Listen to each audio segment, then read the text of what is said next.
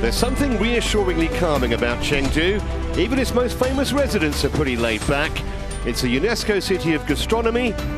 On the grill or in the streets, they just don't do dull. They're even colourful, wearing black and white. The best badminton players on the planet don't do dull either. This has been their stage for the last 7 days, and we have a potentially sumptuous semi-final coming up in the Uber Cup as the hosts face one of their fiercest rivals. And this competition is about the honour and the glory of winning for your country. The famous trophy was made in London in the mid-1950s. It's only 50 centimetres high, but whichever nation holds it aloft tomorrow will be on top of the badminton world.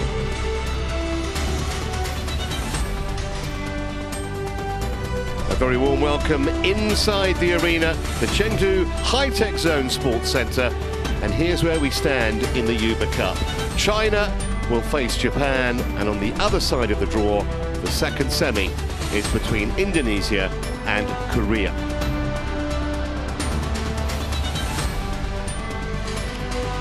Well, on court one, we are focusing on China against Japan. Such rivalry between those two nations. That's coming up momentarily. Later on, we switch to the men, the Thomas Cup semi-final, China against Malaysia. That's at 5 o'clock local time. Well, there aren't any weak links, are there, in that China team? Chen Yufei, as ever, will lead the way in the singles. And Chen and Ji Yifan, the world's top doubles pair, are on second. Won't be easy for Japan against these 10. The other singles players today, Han Yue and Hebing Zhao.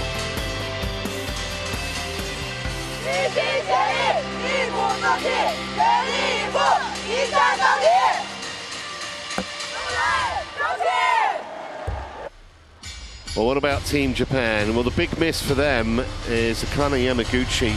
She is not going to play in the singles. So a lot of pressure on the other women who are going to have to fill in. Okuhara and Ohori, massive pressure, and also potentially the 17-year-old Tomoka Miyazaki as well, if it gets to a fifth match.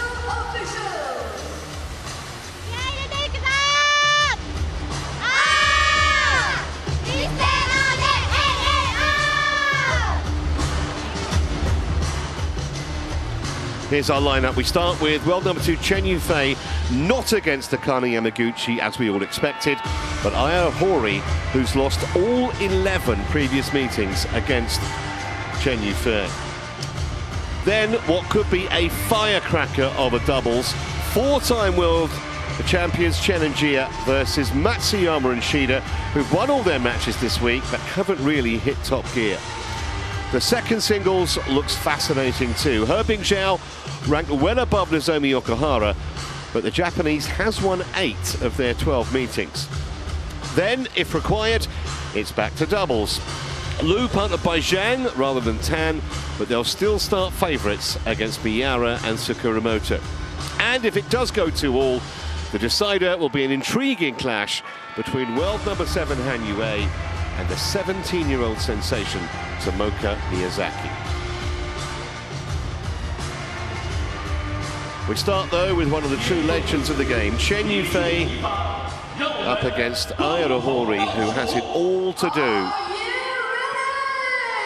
Especially, as I mentioned, because she has never beaten the Chinese, and this is going to be their 12th meeting. The officials are on court, and the protagonists are just about to enter stage left on semi-finals day.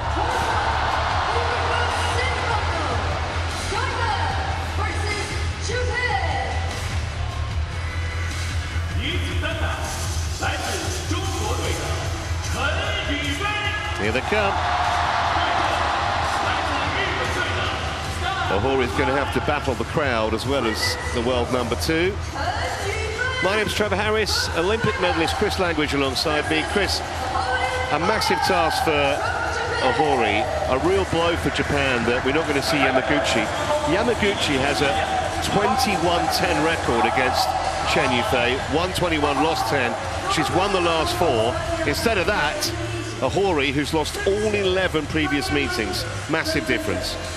Yeah, definitely, and it seems on paper almost an impossible task, but in a team event like this, is Chen Yufei going to feel the pressure? You know, she's expected to win, she should win, she needs to win for China. Can Ohori produce one of her best performances and cause a massive upset? That's it. To serve, service. First meeting between the two was 10 years ago. The last was at the Malaysia Open in January. And Chen Yufei there has won 5 of the last 6 meetings in straight games. That is a level, or the level, of the task that faces Aya Ohori this morning. It's just gone 9:30 a.m. local time. It's an early start, but there's a very decent crowd in, and they are passionate, and they are partisan, and they are fully expecting this woman to give China a flying start in the semi-final. World number 2, she has of course been top of the shop. She was number 1 for the first time back in December of 2019. Not just Olympic champion, she's got a World Championship silver medal, a Uber Cup gold from 4 years ago, 14 World Tour titles in the bank, including an All England and a World Tour finals. And she hasn't been extended so far this week, as you can see. Straight game victories with a minimum of fuss, and rested a couple of times as well. So in a long event like this, she's not going to be overly weary. Coaching staff don't seem too concerned. Aya Ohori might be, though. She's ranked 11 in the world, the 27-year-old. That is actually her best ever ranking. She was a very talented junior player. She won a silver and a couple of bronze medals at the World Juniors way back when, from Fukushima. And a big milestone for her. She won her first World Tour title at the Thai Masters, a Super 300 in February. She hasn't had it quite so easy. Just squeezed past Esther Mordayu of Indonesia. This obviously the toughest match that she would have faced all week.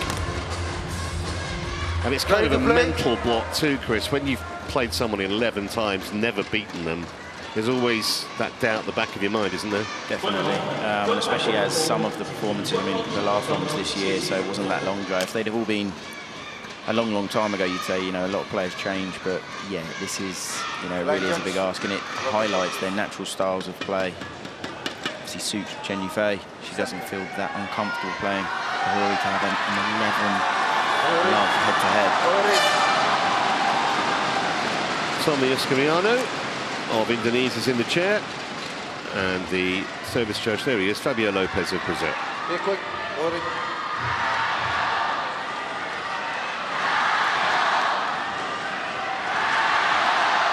And the crowd are really up for this opening match of the semi-finals.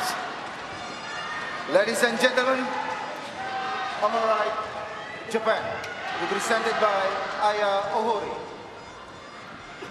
And on my left, China, represented by Chen Yufei. Into the lion's den for Aya Ohori. Level. Right.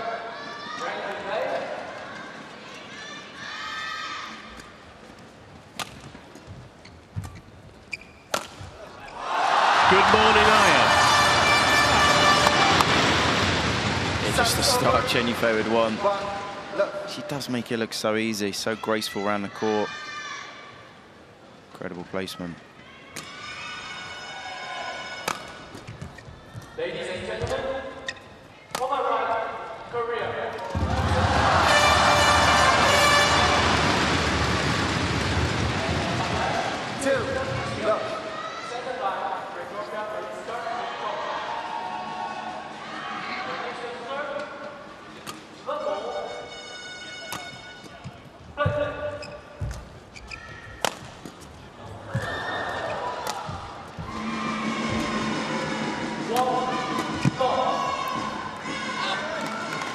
Ahuri on the board.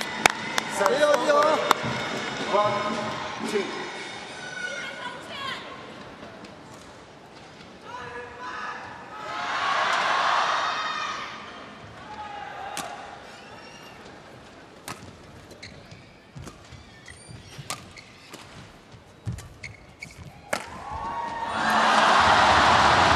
Carbon copy of the first point.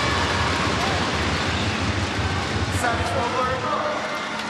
3-1.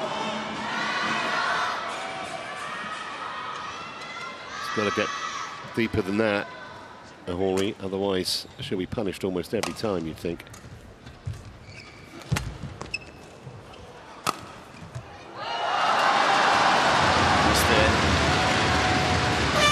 These are the kind of points that she's got to take. Worked the rally well there, good cross where you can see so much trouble Chen Yufei, how low and late she was. In such a comfortable position, Ahuri there.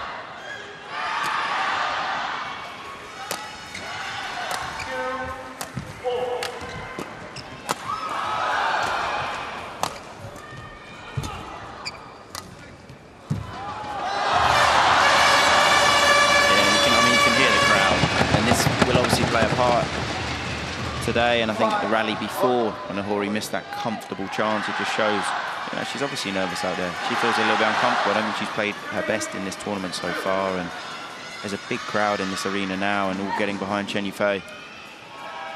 And just what Ahuri didn't want was the Chinese getting off to a flyer.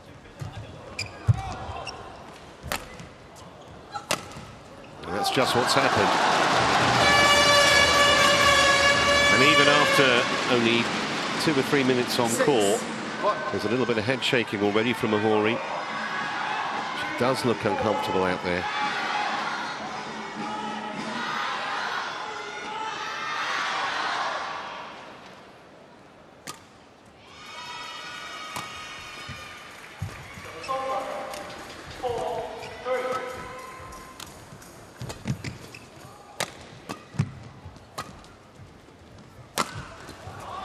Great block. Wow. What a confident start from Chen Yufei. Ahuri didn't do a lot wrong in that rally. If you put a small coin just next to the sideline, she'd have hit it 3 times out of 3. Literally, exactly the same place. Those don't come back. When you're that accurate, you know. A couple of inches inside the line. Looking a little bit concerned there.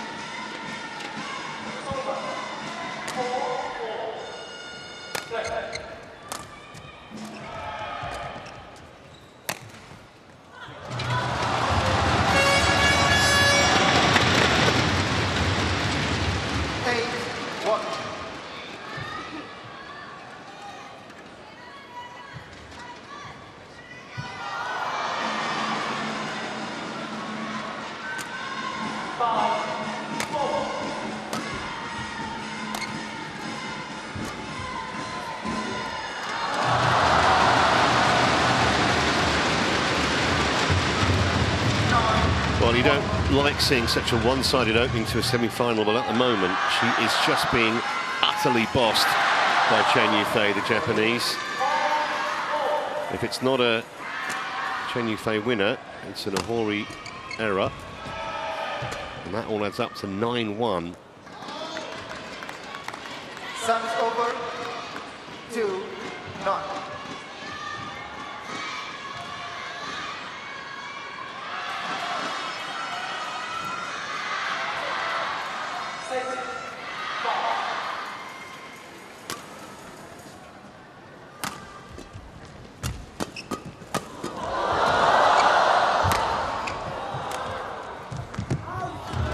Late decision to leave it was a good one. And even in the rallies where Ahuri looks competitive, maybe even slightly on top, she can't win the point. Yeah, and this is the big thing. Also, obviously, it does come down to this 11-love head-to-head. You know, she's gone into this game feeling very uncomfortable. She's got the crowd against her. She's under pressure to win. She's playing a player she's never beaten and got a bad head-to-head. Just clip the line. So a good challenge from Mahuri. It wasn't a good leave after all. Play. 2 challenges each per player, and if they're correct, as in that instance, they get to keep it.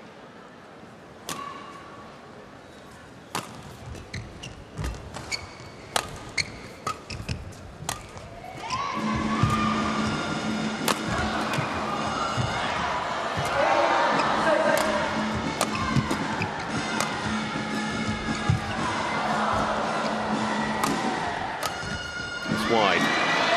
That might give her a bit of confidence, putting one of those more lengthy exchanges. 4-9. She did well to stay in that rally as long as she did initially, and then managed to wrestle the initiative from Chen Yufei. Just got to keep believing. Not easy against that one.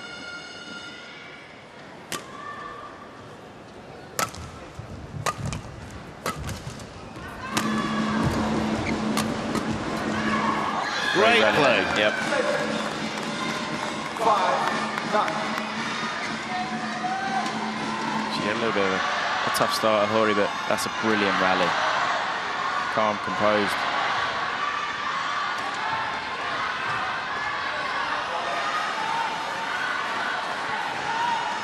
Well, 9-1 to 9-5 shows a bit of character from Ira Hori.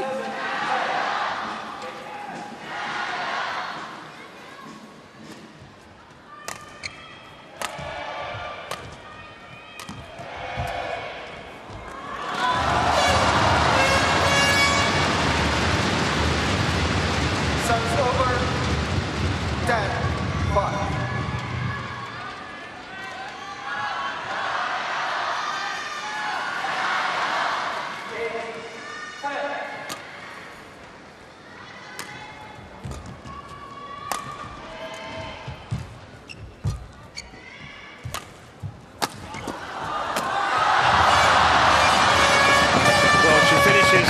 First half of the opening game as she started it, with a fiercely struck winner and a very healthy 6-point lead at the mid-game interval for the world number 2.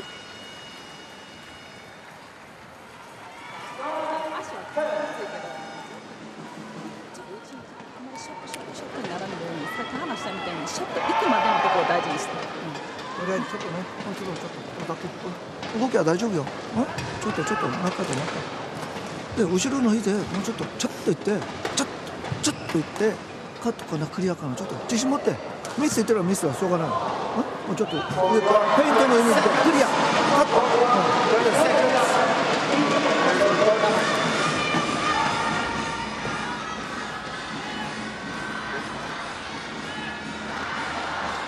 Hold it now.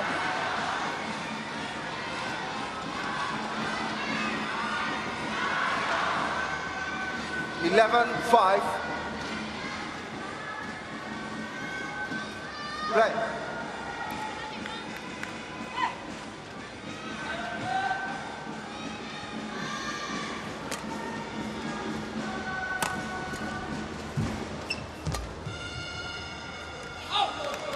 Just long. Service over. 6-11.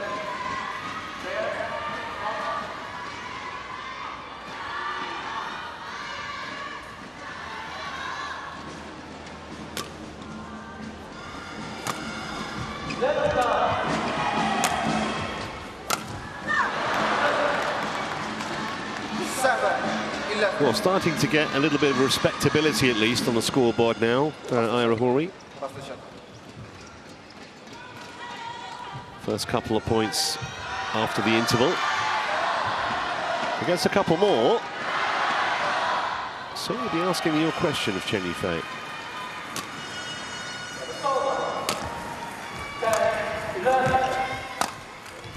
That's an excellent shot. 8-11. Chen Yufei thought she might go cross court. She went down the line. Chen Yufei unable to deal with it. Definitely seeing her more relaxed, the Hori now, and this is a bit more the level that we'd expect from a player of her caliber.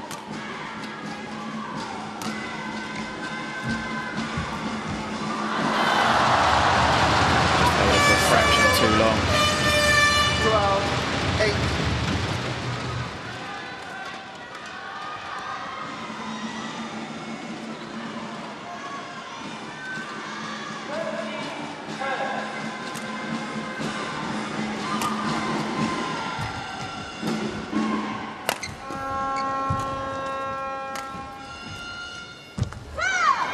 that's a super shot. Really good touch from Ahori.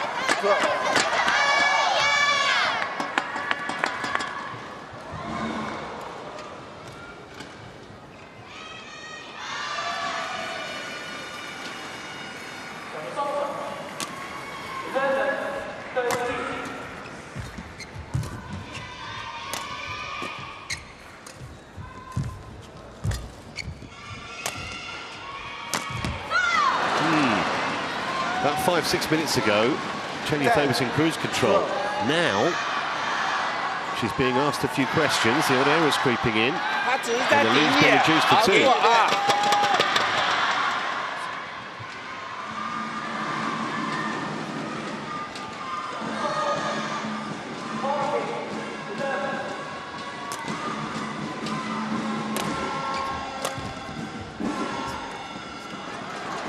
There's a misjudgment. 11, 12. Who would have predicted this at 9-1?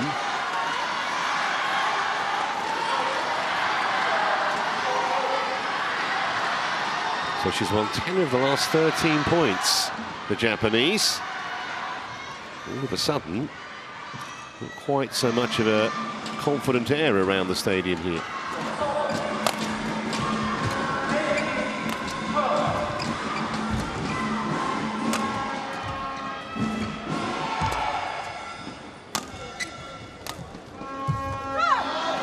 Just missed it, and astonishingly, Ahori is level.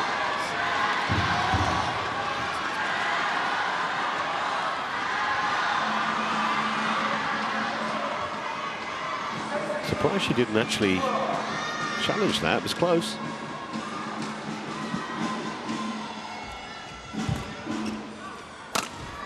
Well, parity didn't last for long. Service over. 13, 12. Again, just not deep enough. Chen Yufei from almost mid-court isn't going to miss that kind of a chance.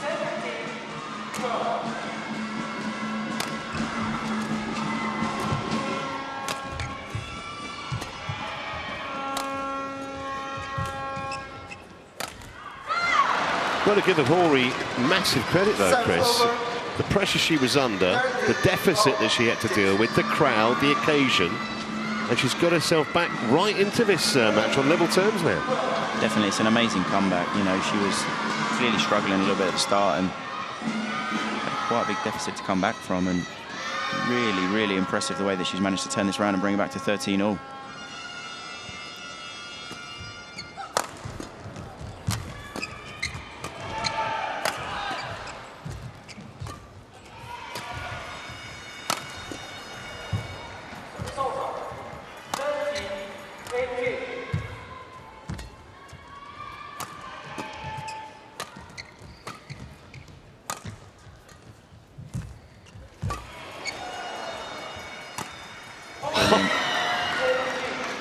And how this game's changed is incredible.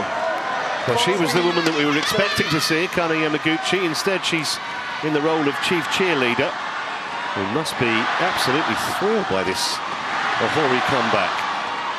Where's it come from?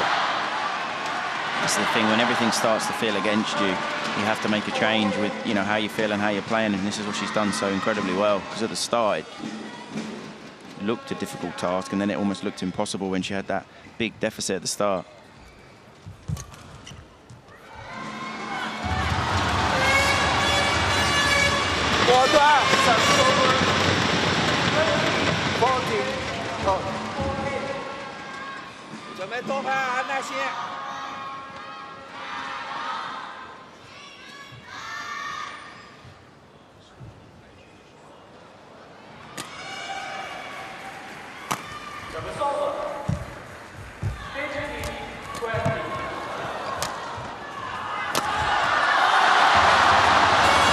Well, she rescued herself there, Chen Yufei.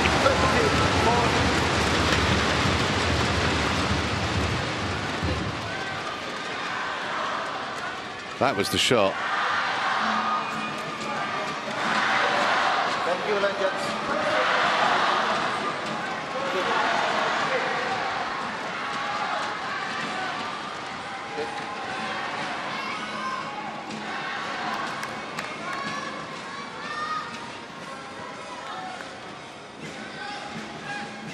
Still, there might be some seeds of doubt in Chen Yufei's mind. Game that she looked almost certain to win is now in the balance. And the umpire's going to give them the hurry up here. Get ready quicker for the service.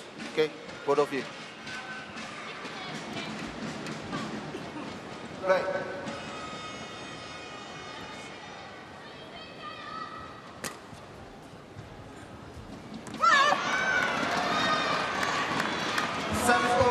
Maybe just feeling the heat a little bit. Yeah. That's what can happen when the momentum changes in the game and your opponent pulls back. You then start to feel this extra little bit of pressure. The weight of China on her shoulders. And it's heavy.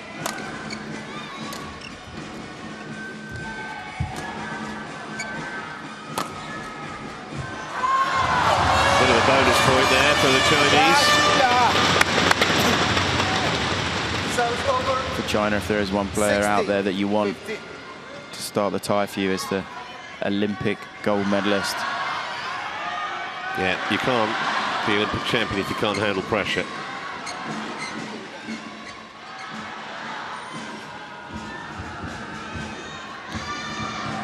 This is where it really counts, at the business end of a tight game.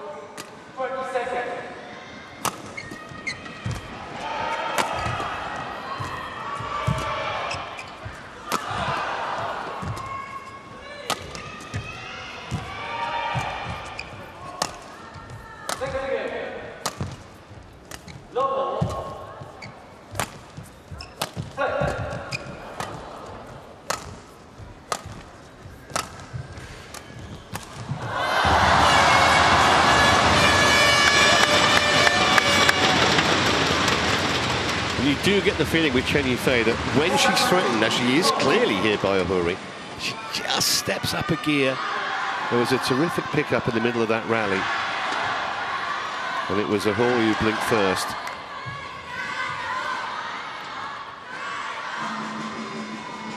But still, job not done yet.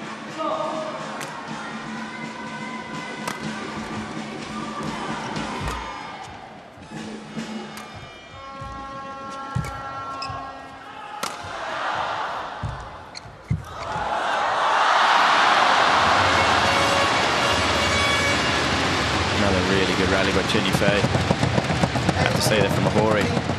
Some of her other matches in the Uber Cup so far, this is definitely one of her better performances. That net's just incredible. Ohuri there, she's so low, she can barely do anything.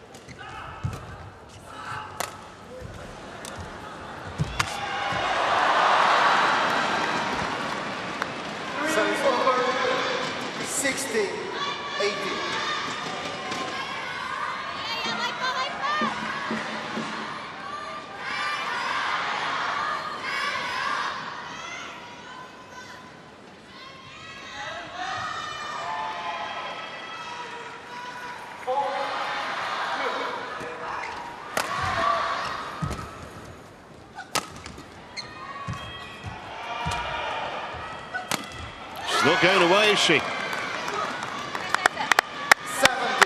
18. And Ohuri, she really has raised their level in this match.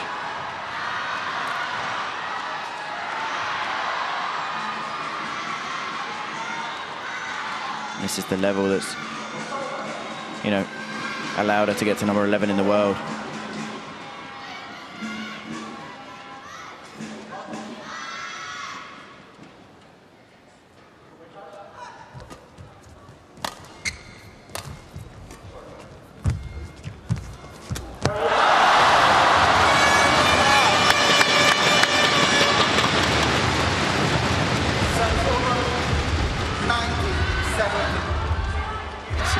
Similar from last time they played each other in Malaysian Open.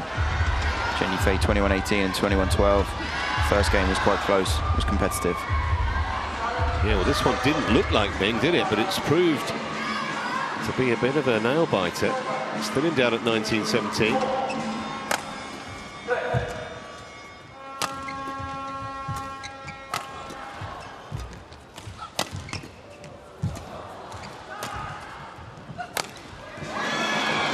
Again, brilliant from Ahori.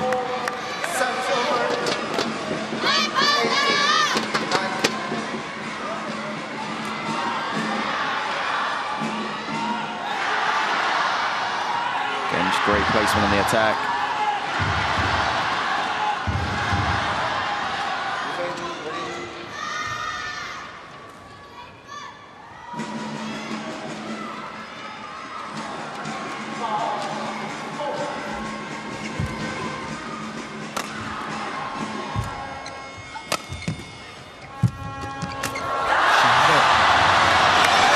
What an opportunity. Should have been 19-all, instead of which it's 2 game points for Chen Yufei. Yeah, I've said it many times, but this is how fine a line or a difference it can be between 2 players at this high level there. Just dragged it down. Possibly lost sight of the shuttle for a fraction, or swing was a little bit big maybe. Could easily have been 19-all.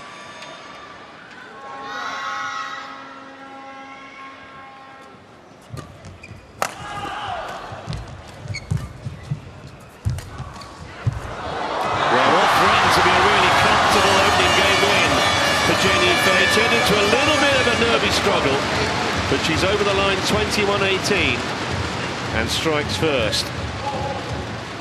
Backhand here. Quality was so good. 为他球他赶他，因为他这边还是有一点肆无忌惮的给你后场啊什么，你是收着力的，哎对，所以这正常速度，然后出中有戏嘛，进去，他会出现失误，往前适当结合一点，因为你往前很多球都是给他了，给他以后，所以他赶了完以后，他就起来准备打你，知道吗？所以这个时候我就再重复一个嘛，你挑我再打你高球就可以了啊，或者是自己吊杀上篮都可以。 啊，保持速度，保持连贯，主要是自己脚跑起来不停，好吧？一个是后场底线控制住了以后。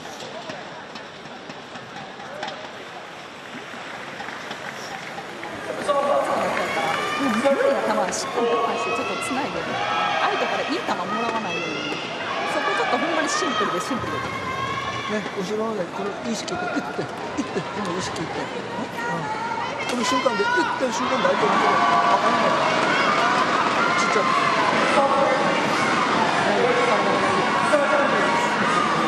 今動いてるからまた今ちょっと休憩やからこの出だしにちょっと大事。ちょっとね、本当サイドいいですあれでラインじゃないとちょっとね、少しも真ん中も行ってもいいし、遅れてれば遅れた途中で真ん中でカット行ってもいいよ。自分のバランスが崩れてれば、これがスタートでカットしていってもいいよ。変わるよ。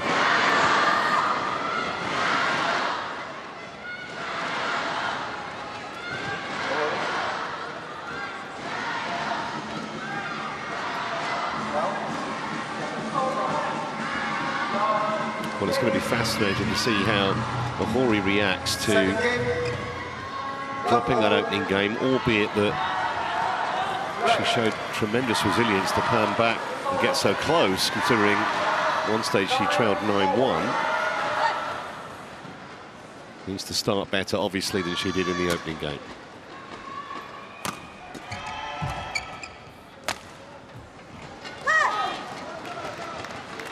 Service over. 1 love.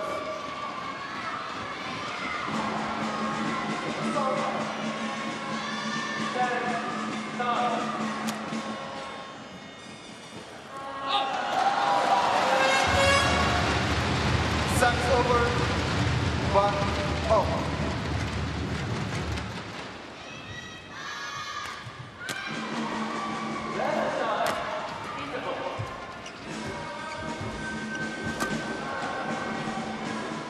Great lift.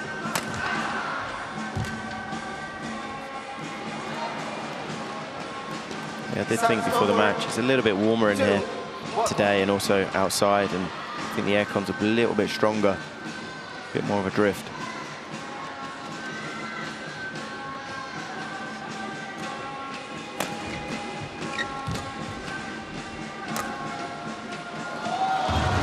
See the shuttle just bobbling a little bit out there. It's almost 10 degrees warmer outside than yesterday. Obviously makes a big difference for the indoor sports with the aircon.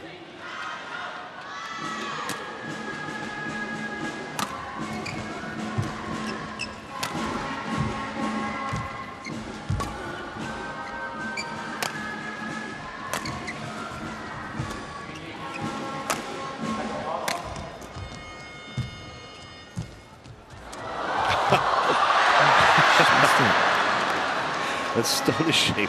Looked like a formality, didn't it, for Chen Yufei to win that? Almost too casual. Net shot here, perfection.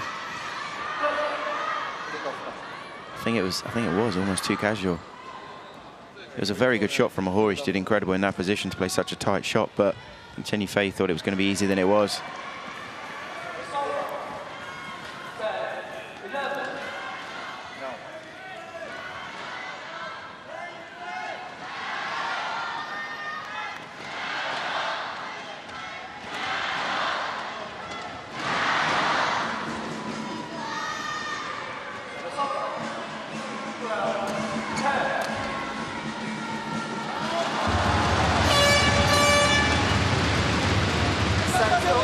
Well, a couple of errors from Ohori, but at least it's point for point so far in this second game. So from her point of view, that's okay. Just can't afford to let Chen Yufei get away from her again, like she did early in the first game.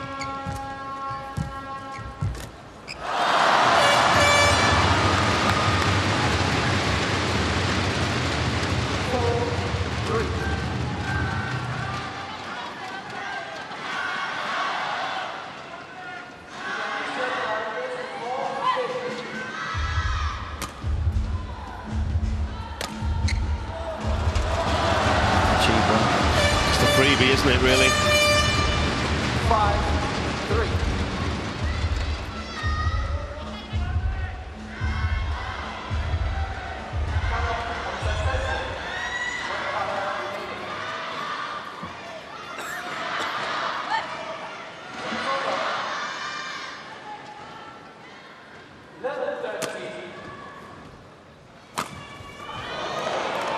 And then she produces that.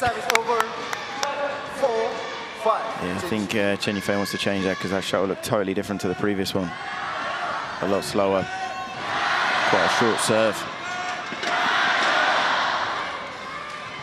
It's the only thing when you change a shuttle, when you get a new one, it should obviously fly the same, but some of them flying quite different to the others.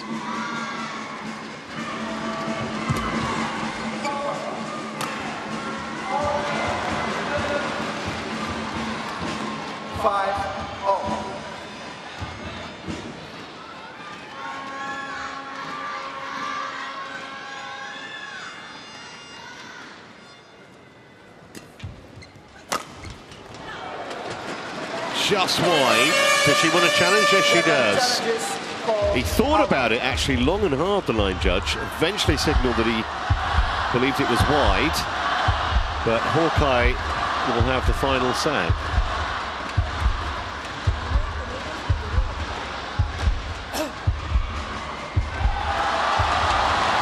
And Hawkeye concurs. The crowd making it very clear what they think in that situation. Yeah, they all gave it out.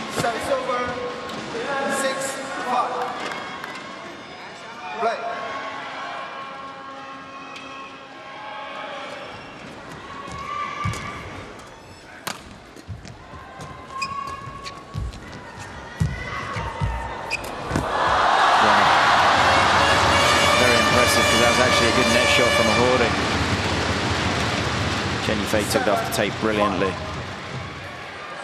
Lots made, isn't it, of power smashes, but these kind of exchanges are hugely entertaining. So much skill. Yeah, it was just too quick for Ohori. Well, she might live to regret that one. Genuine opportunity missed.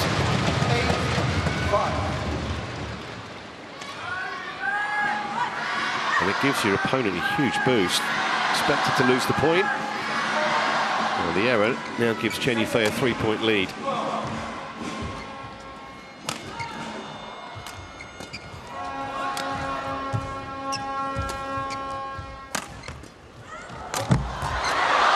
Well, she just about got away with that. Yeah, I think Chen Yufei had that. Okay. 6, 8. Maybe hitting the tape took even more pace off than she anticipated. She was going forehand, yeah.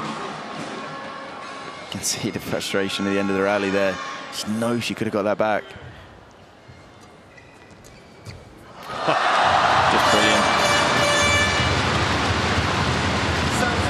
Stepping in, lovely hold.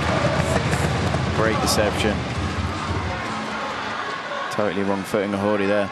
Almost deceitful deception, that, wasn't it? Wonderful. Ohori in a real battle here. Has to try and stay with Chen Yufei. But at the moment, it's one-way traffic. The amazing thing about Chen Yufei is the way that she keeps her level almost to an 8 out of 10, but consistently throughout the match. And then every so often she brings out a 10 out of 10. The last two rallies, that one, and then the magic of the return of serve.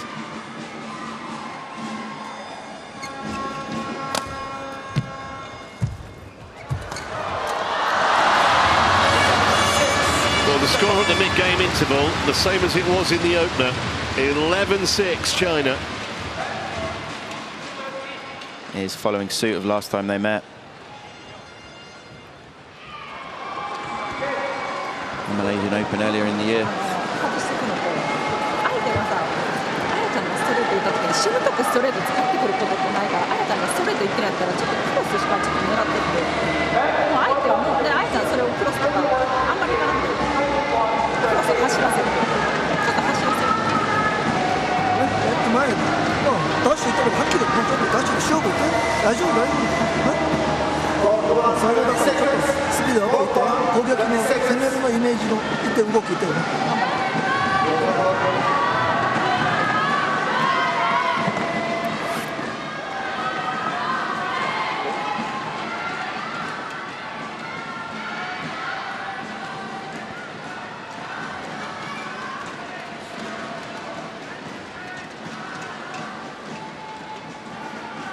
11-6.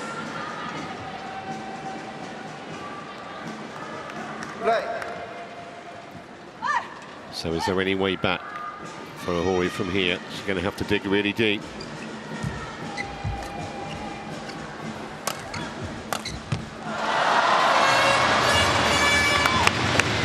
Doesn't probably help when all your mistakes are cheered to the rafters by a very partisan home crowd. Yeah, the crowd plays a bigger part than people kind of realise, just puts that extra pressure on. I've had it before, I've had a full stadium booing me every time I've struck the shuttle.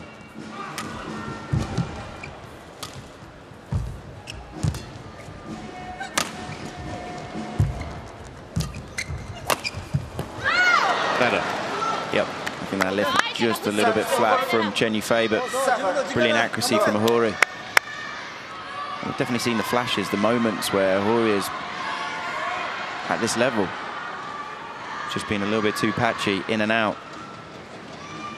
I think it's probably 3 points in this second game that she's been in a really good position, but gifted them to Chen Yufei.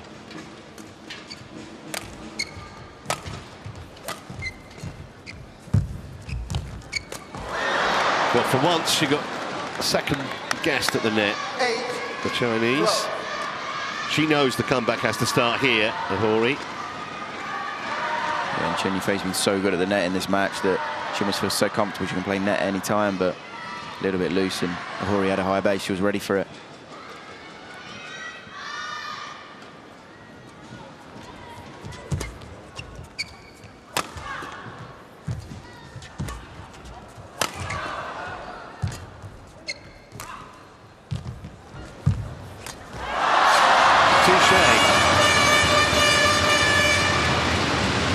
Again, just brilliant.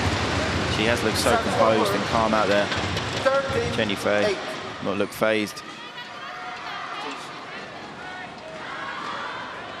Chen steps in, good net. Nice calm brush, not trying to hit it too hard. Not a big backswing, just a controlled brush.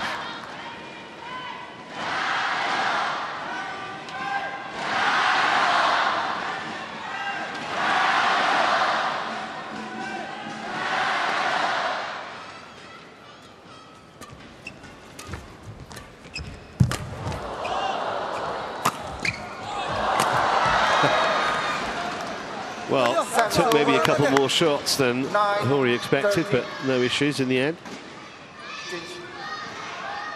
That's the big thing about it. If you just keep the pressure on, you'll get your reward.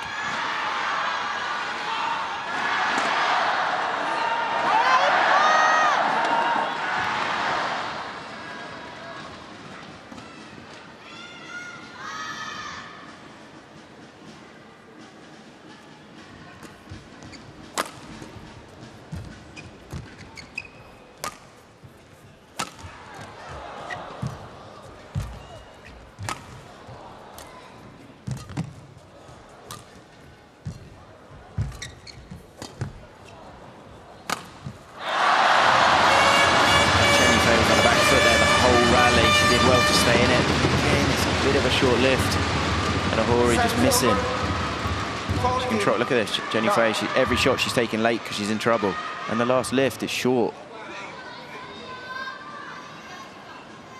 She ends up winning the point.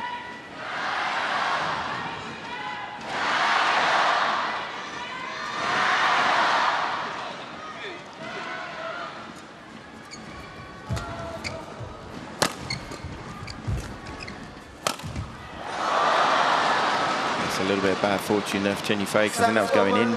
And then it caught the tape and took such an extreme bounce.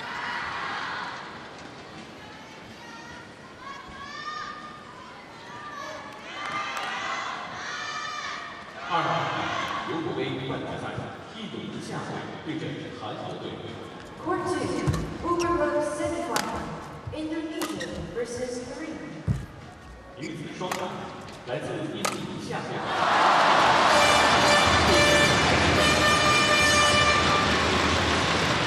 Service over, 15-10.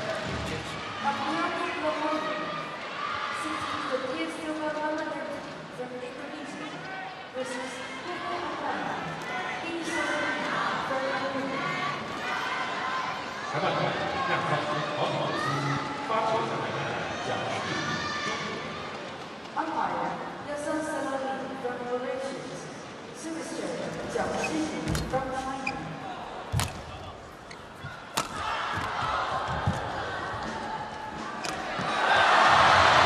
She knew it was going in.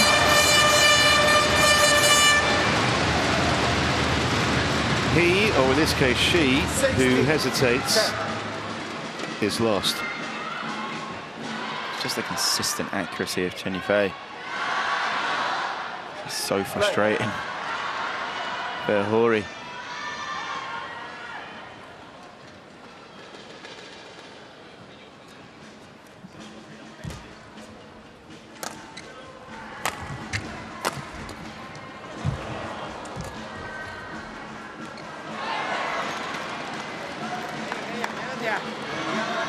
Service over, 11-16.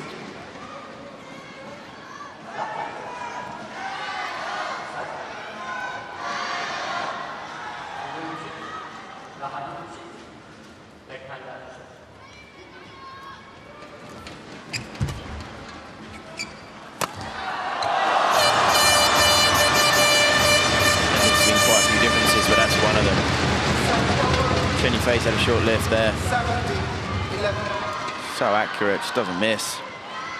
Whereas Hori's had a few and she's missed them. Do you think it's captured the attention? I think so. We're just getting the doctor called on here for Hori. Looked like she was pointing to her left quad. Well, let's hope it's not anything serious, because clearly in Olympic year you don't want to see the potential for anyone to have a problem.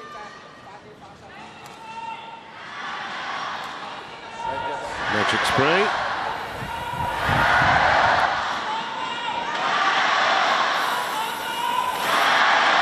Not a doctor or physio, but I don't really get if the ice spray is really going to make much difference.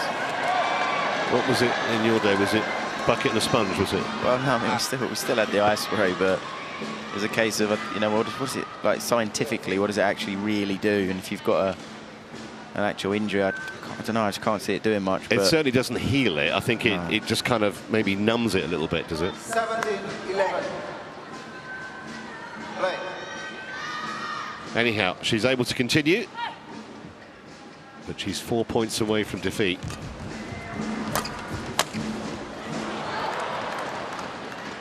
One of the very few that Chen Yufei has actually missed.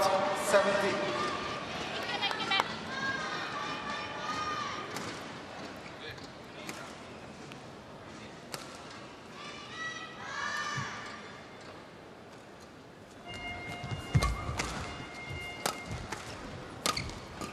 Ready to play?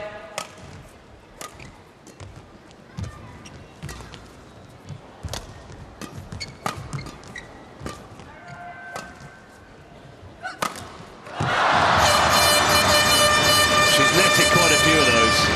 And you can see the clear frustration, but she knows kind of now or never in this game. She's going to try and stage a comeback. Again, it's those unforced errors overhead. It's also credit to Chen Yufei because she forces you into a better shot because her defense has been so calm and consistent and smooth that Ohori knows that she's got to be so aggressive and accurate with her overhead.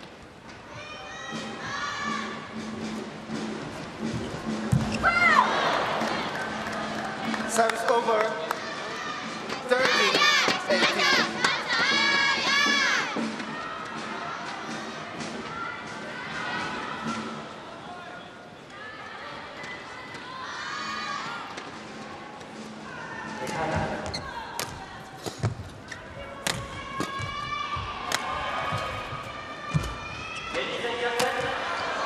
That is absolutely superb.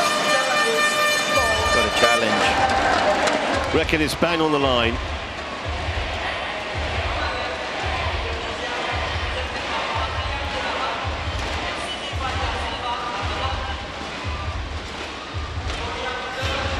See just the amount of strapping that Ohori has. Perfect. There's a lot of players in this tournament that are carrying niggles or injuries. I mean, obviously today Yamaguchi's not playing on the match on court 2. And Se Young's not playing.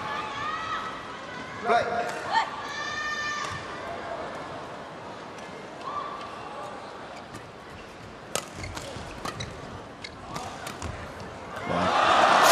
That was just as good, and it sets up 7 match points for Chen Yufei to get China off to the perfect start. And it has almost exactly mirrored last time they played. 21-18, 21-12, the previous. Chen Yufei was to win this point.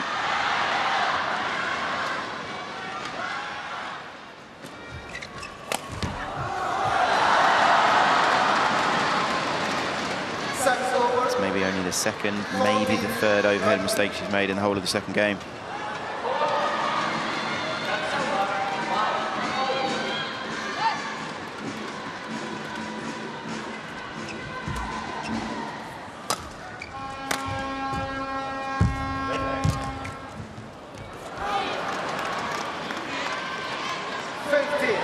She does so well to almost slow the pace of the game down and make the game happen how she wants at her pace.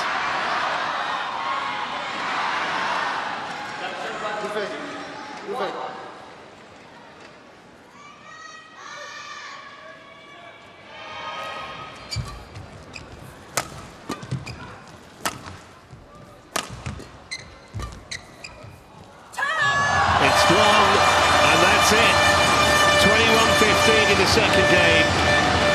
And Ohori, who started really slowly, did improve, but Chen Yufei just too good. And China lead 1-love in the tie in this Uber Cup semi-final. 46 minutes to match time. And Chen Yufei continues her 100% record here this week. 3 wins out of 3. Oh, careful, sir. 3 wins out of 3. And she'll come out all guns blazing in tomorrow's final as well, no doubt.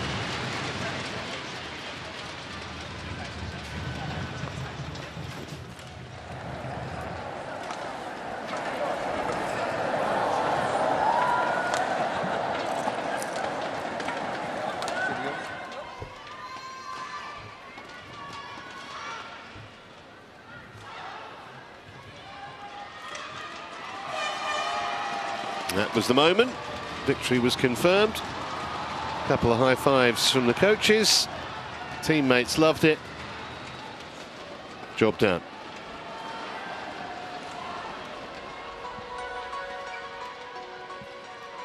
(21-18), 21-15. 2 games that were identical in length in terms of minutes. 46 in total. China ahead early in this tie. Coming next, Chen and Jia, the #1 women's doubles pair in the world. Matsuyama and Shida have it all to do in a couple of minutes.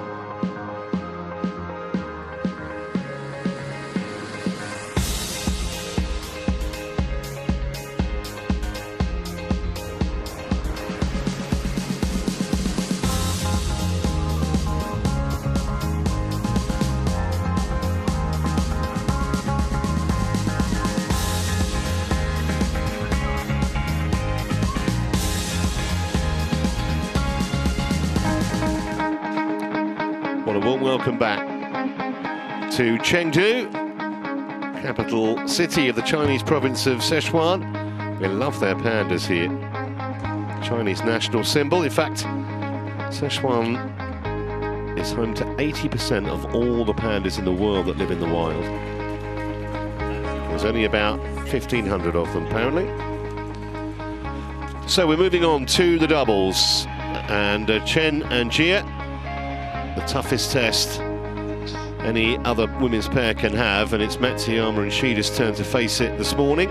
The officials are already back on court, and that means the players won't be too far behind. It's been fairly one-sided between these two pairs down the years. 12-3 in Chen and Jia's favour. Would be a big upset if Matsuyama and Shida could level the tie in this first doubles.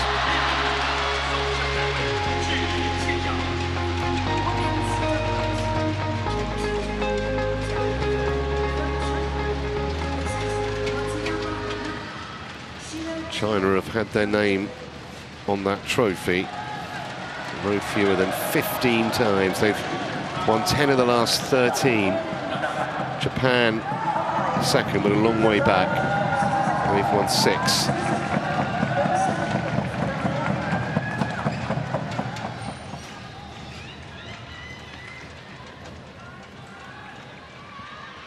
It's an amazing stat, China winning 15 of 29 that have ever been played. Yeah.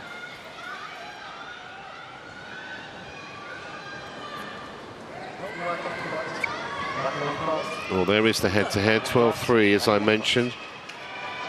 Won the last 7, Chen and Jia, including the French Open that you see there in March. Coming for the toss, I assign red to China, black to Japan. Let's have a look. You win the toss. You serve. Who's to serve? Nami to serve. This side. Jaita three. Thank you. Good match.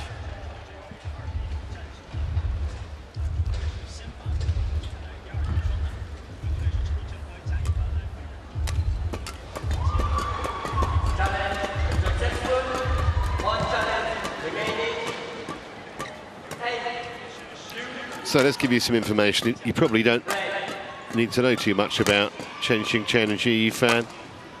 They were first ranked #1 way back in November of 2017. So it shows you how long they've been dominant in this sport. 4-time world champions. Olympic silver medalists in Rio. And they've won this competition twice, in 2016 and 2020. Ji Yifan's also 26, same age as her partner. 18 World Tour titles, 6 of them last year. And they had a phenomenal 2023. And they won this year's French Open as well. That was just a couple of months back.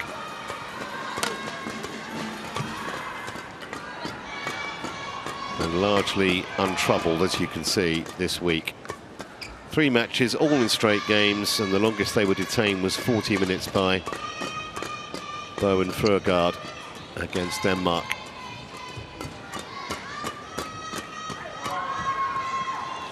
Shiharu Shida, one half of Japan's top women's doubles pairing. They're ranked 4 in the world, have been as high as 2.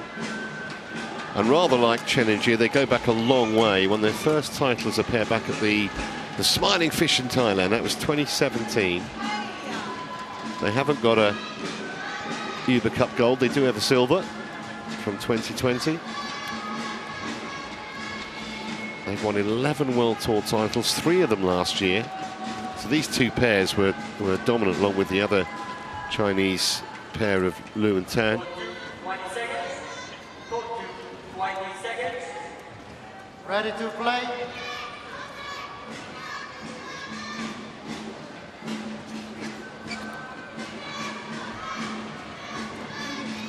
There were their results. A bit of a battle against the Indonesians. Don't think they've been at their best this week so far, Chris, but today's another day. Yep. I think, yeah, they've just been a little bit patchy. I've seen some very, very good badminton from them, but a little bit of just kind of up and down performances. I think the big thing, as you said, the head-to-head is dominant for the Chinese, but last time they played in French Open, Japanese had 2016 lead in the third. They did end up losing, but really should have won that, I think.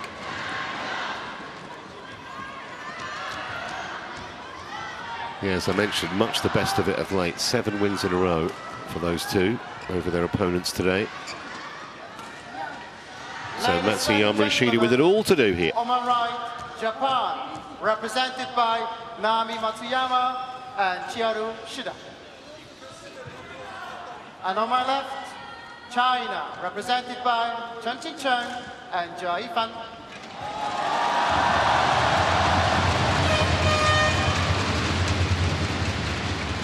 Japan to serve, Naomi Matsuyama to Jia Yifan.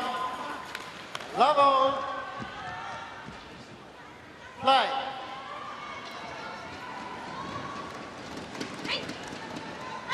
Going to try and quieten this crowd down early, you suspect, the Japanese pair, and that's not going to be an easy task.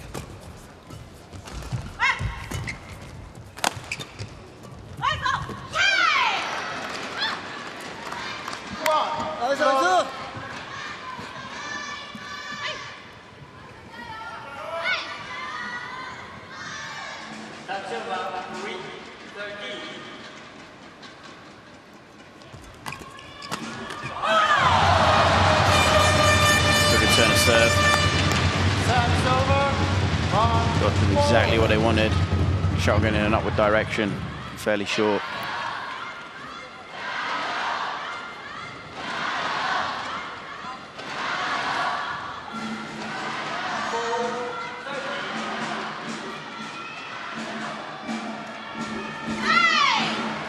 Sam Silver, 2, 1.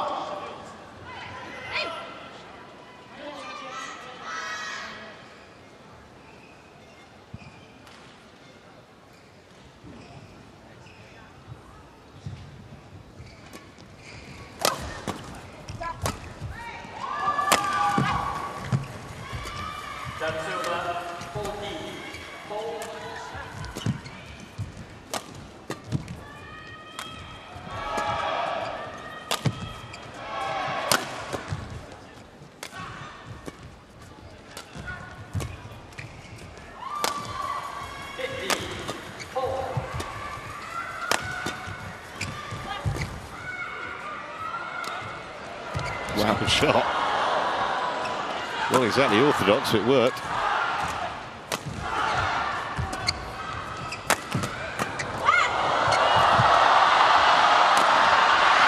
Somehow they escape with the point, and that might be kind of the length of rally we can expect to see over the next hour or so. Yeah, I think it will be. Is it this one here? How on earth did she get this?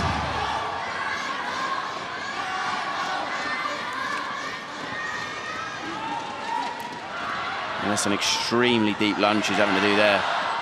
And how quickly she managed to recover. Her head nearly hits the ground. Are you okay?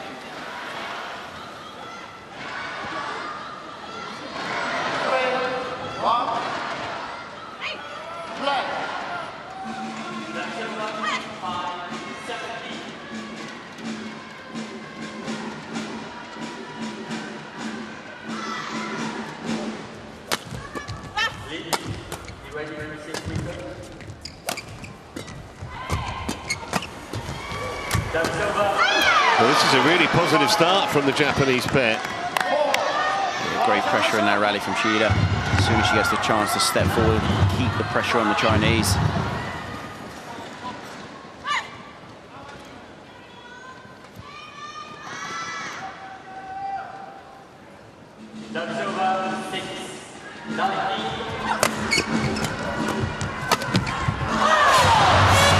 With a little help from the net court. Yeah, and it's so frustrating when it clips the tape, because you're anticipating the shuttle coming at a certain speed, and then it hits the tape and all the pace dissipates. It's, you know, it slows. You can see she's obviously swung before it's even come to her.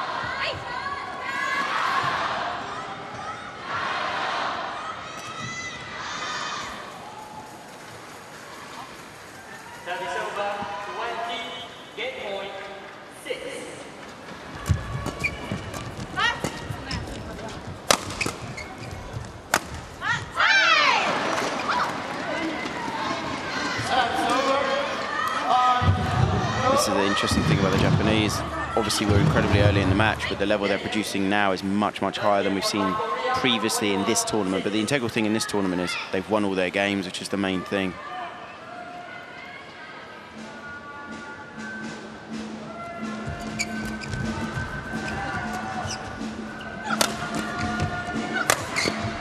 Great defense.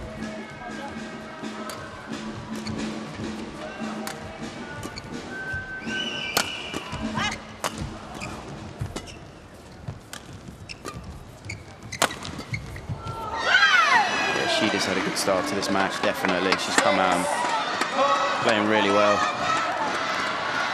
But we're still incredibly early on in the match. It's the first time really in this tournament the Chinese have been challenged by anyone. All their previous matches were quite comfortable.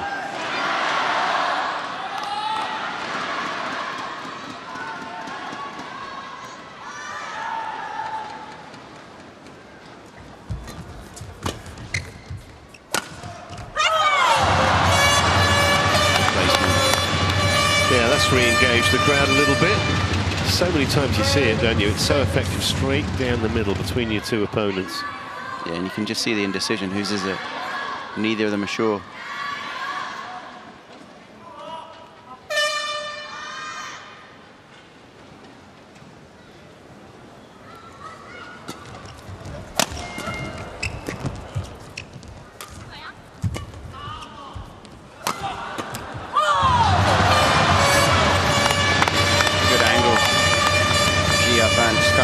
Shot, but steep enough that it caused a bit of trouble.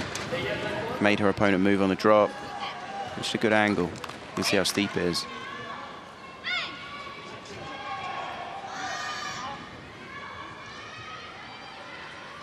Second game, level play.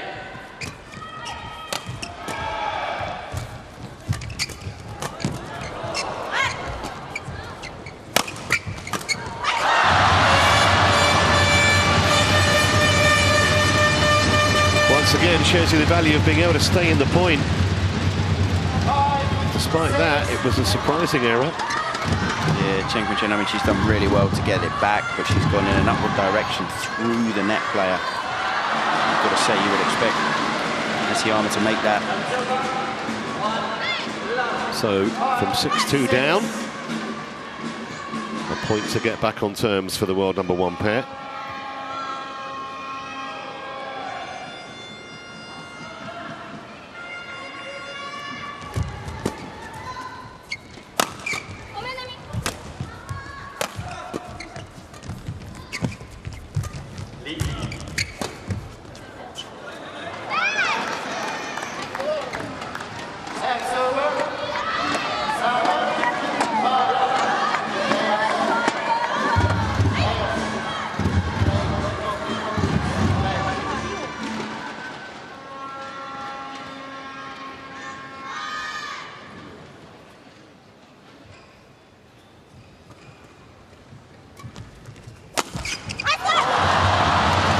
Standing ceremony with that.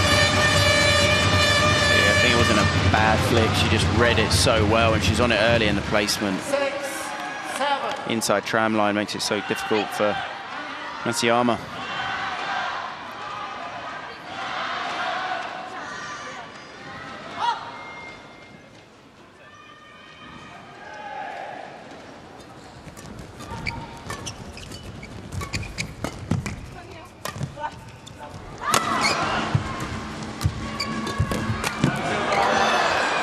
Pressure from the Japanese.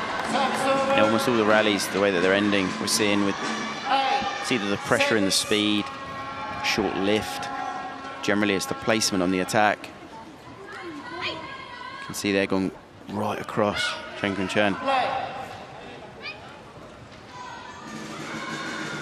She's taking it so early, Shida there.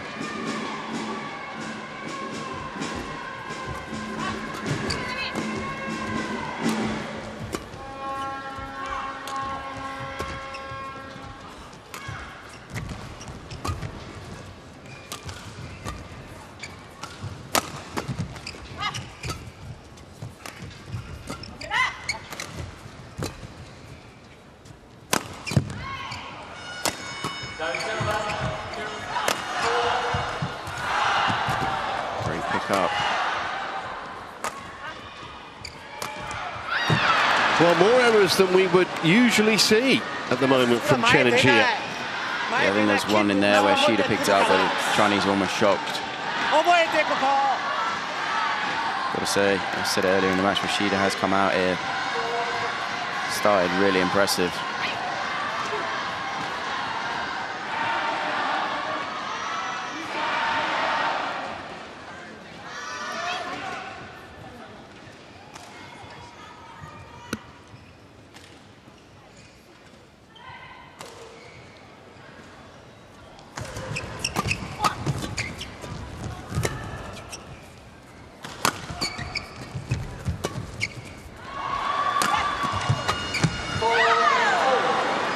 That was loose as well.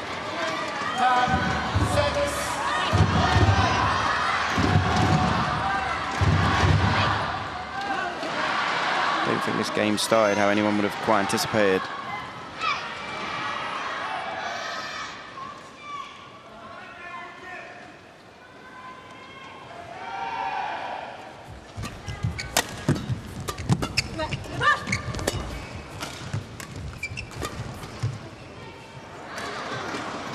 Well, very loose and a big lead. And an unexpected one for Matsuyama and Shida. 11-6 mid-game break.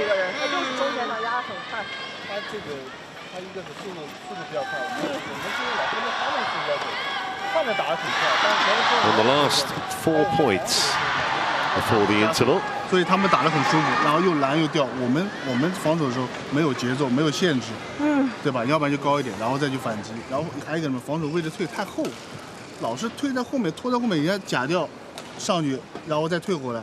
我们全是在被动，很被动的时候在打。啊，还有一个进攻的时候要怎么样去保持连贯。你看你正手杀边线以后，你要是杀边线你就往直线走，你要杀中路保护头顶。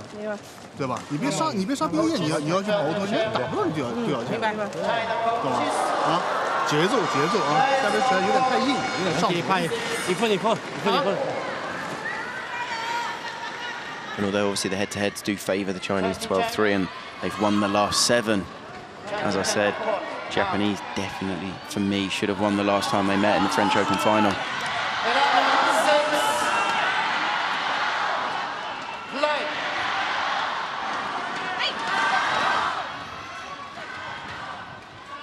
So can they carry on where they left off before the interval? Matsuyama and Shida, which was largely in control of this match.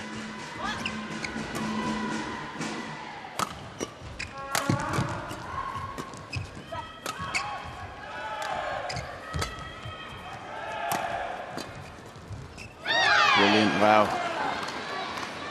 Great interception and then just stopping it off. You could see her opponent just stepping back. Brilliant.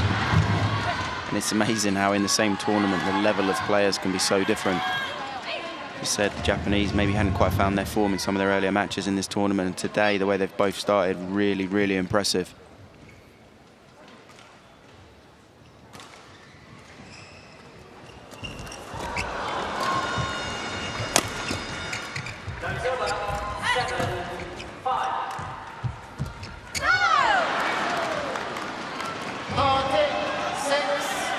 See the Chinese definitely starting to feel a little bit uncomfortable out there and struggling a bit with their rhythm. This was not in the script at all.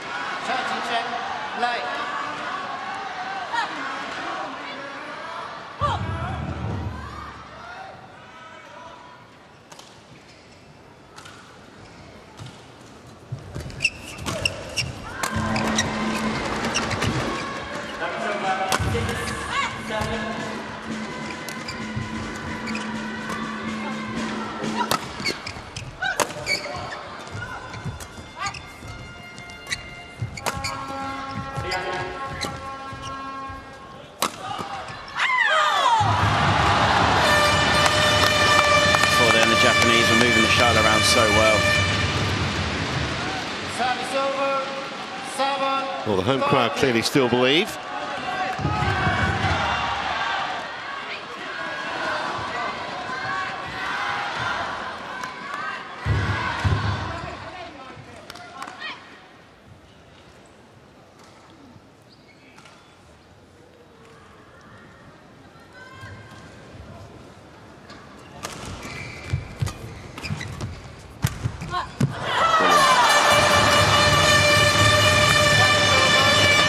There, just expecting Matsuyama to take a step off.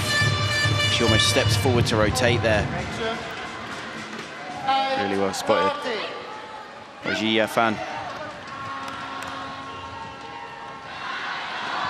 Just to confirm the score, it's 13-8 in favour of the Japanese pair. There we are.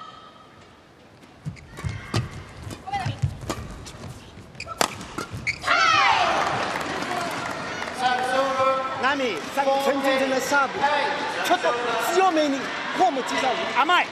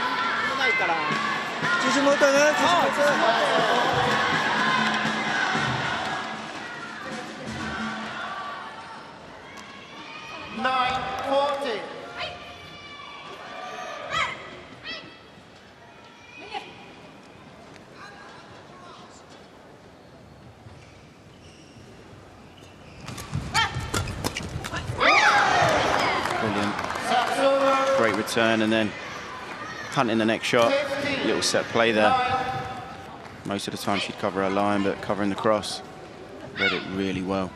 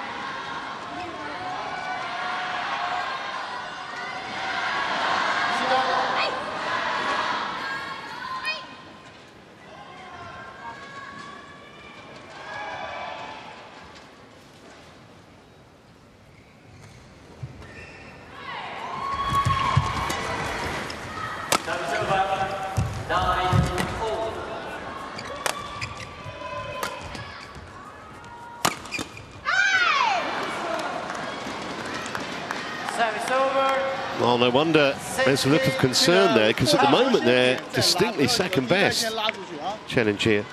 Yeah, I would say the score is a true reflection of how the game's gone so far. The Japanese have just been very good.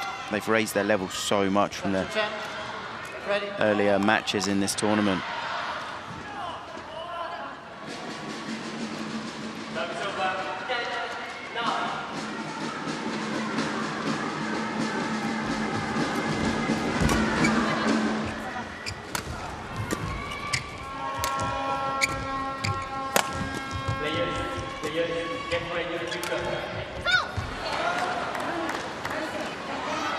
Seen a few more mistakes than we ever would have anticipated from the Chinese, from both of them. But then I would say full credit, Japanese, they've moved around each other so quickly, made life very difficult for the Chinese.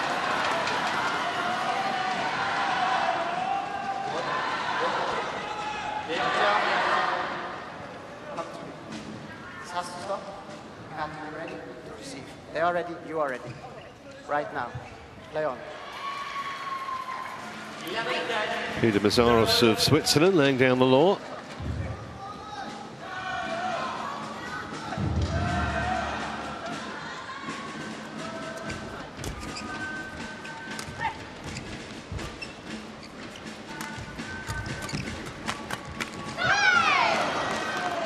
Just so surprising.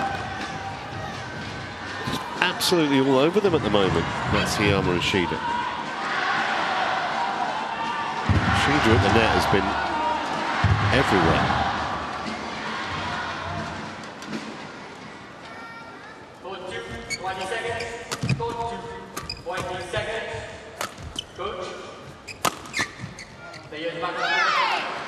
Yeah, I mean, it is a big surprise, I have to say, the Japanese, especially Shida. She is playing, you know, one of the games of her life, probably, in regards to she's literally not done anything wrong. I think the only thing she's done wrong is now, I think she's about to get a yellow card. I think in her defence, I'm not sure she could actually hear the umpire.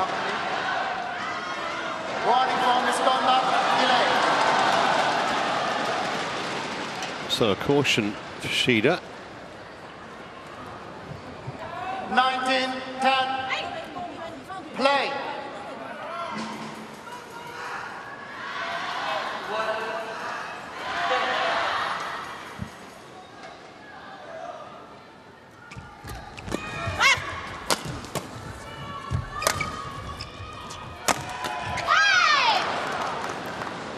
We have to go all the way back to the Malaysia Masters in 2020. And the Japanese, if they do convert, beat the Chinese in a game this easily. 21-12, they beat them in a game back in 2020. All the other meetings have been a lot more competitive. 10 game points. But if you're going to make that kind of an error, do it when you've got plenty of points in the bank. I think almost just overconfident there. Can't play a net shot when your opponent's on the tape.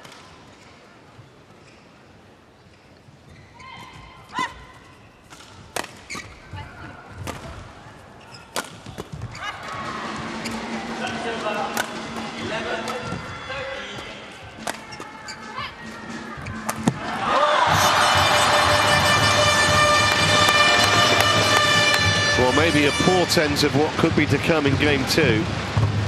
12-20. But surely too little too late here. Gia Fan steps in really well. Coach.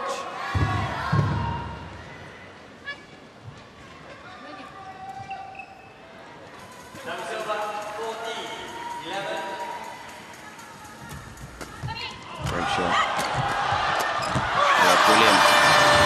Really good rally. Chen. And the important thing is, okay, yes, in a perfect situation, the Chinese have one of the most remarkable comebacks ever and manage to sneak this first set. But if they don't, the important thing is they settle themselves and start the second game in a better way than kind of this game has gone. And the last 2 rallies have definitely signalled that.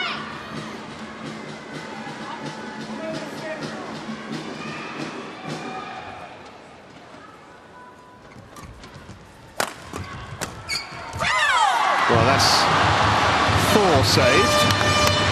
We have to remember, Japanese were 20-16 up when they played each other at the French Open in the final. And this is obviously a much, much bigger deficit.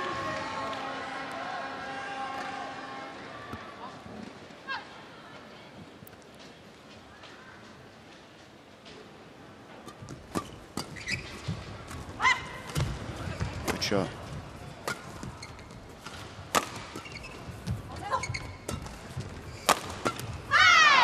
But that error from Chen confirms Matsuyama and Shida take the first game 21-14. Not too many would have expected that. In play for 23 minutes on our show court. And the Chinese pair paying for a slow start. They just never really recovered. 1-love, Japan in front. 你看他们的防守是什么？抽完往前走，你们的防守是越打越往后退。 其实啊，往前顶在前面，而且你要赶上，加一凡。抽完以后往前走，你要给他们压力。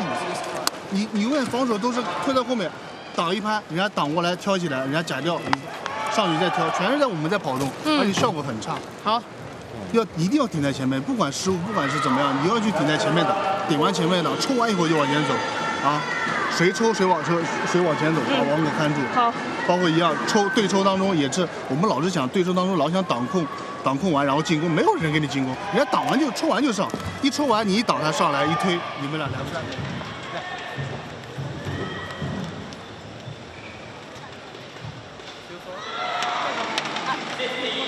大丈夫？見られない下。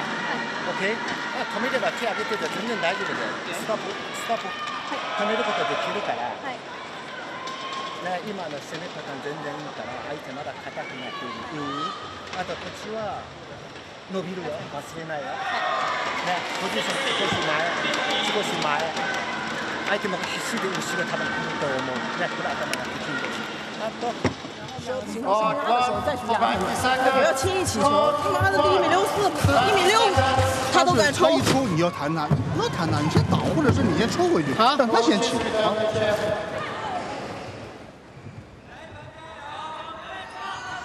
Players on court.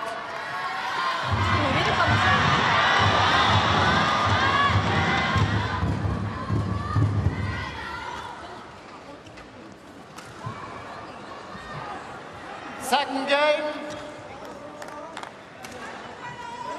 Level.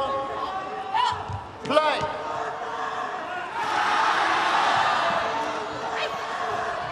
Crowd expecting a comeback here. And Matsuyama and Shida disappoint them.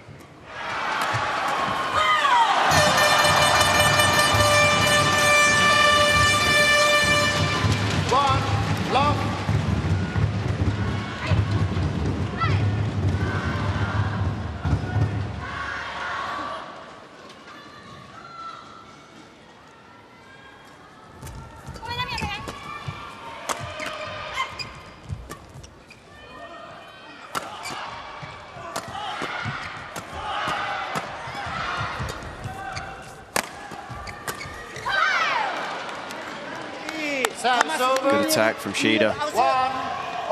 Fairly comfortable put away. Matsuyama.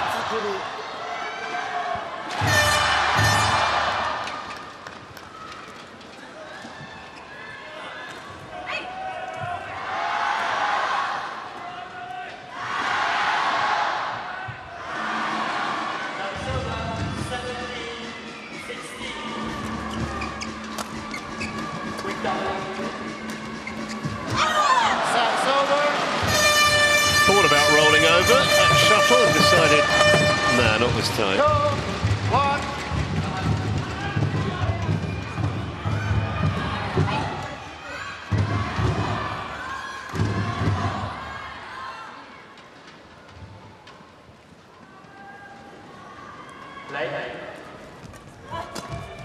Good shot, very good shot.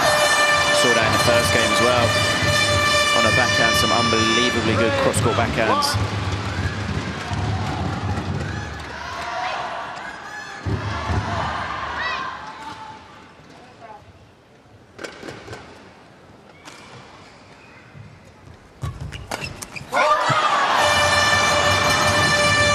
Well, they've clearly come back fired up after That 2-minute gap between games. Yeah, and in the interval, I saw Shida getting a quad. It looked like strapped. Don't know if that's an injury she's picked up or she was already carrying.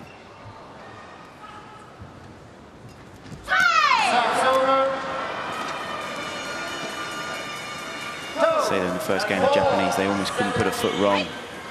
Even at times when they were playing the wrong shot or making the wrong move, it still worked out for them.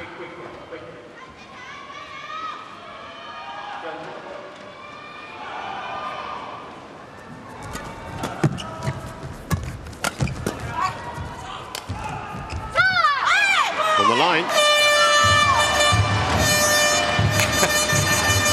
They were looking at each other almost to say, should we challenge that? And by the time they'd had that sort of discussion with their eyes, it was too late anyway. I think it was good. Ooh, maybe not. I know, yeah, she took so long to decide. Yeah, that was close, actually, closer than I thought.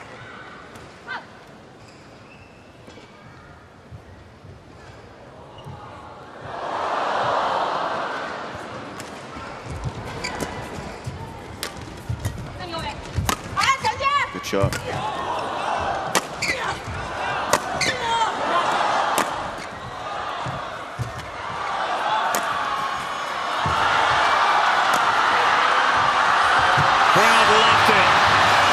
Turn defence into attack.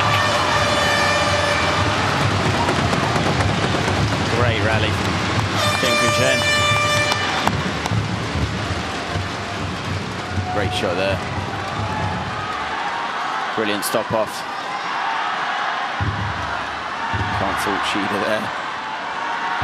Trying absolutely everything to be able to get that. Stay on court, stay on court. You had your time, stay on court. Go back on court.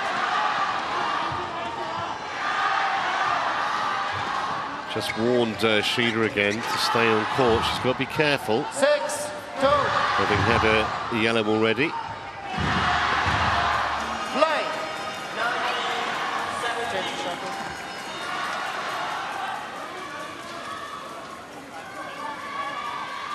Change the shuttle. Chen, speed up.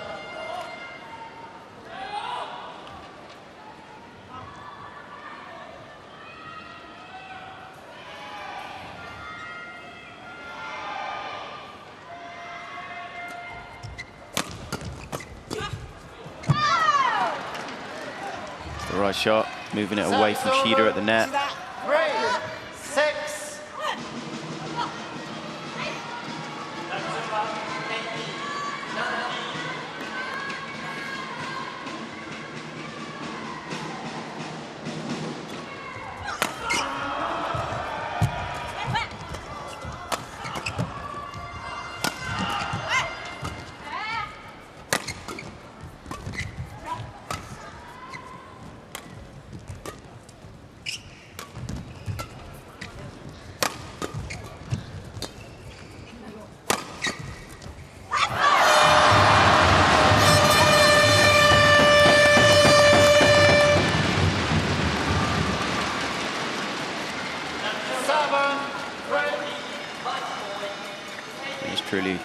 Truly amazing in the same match.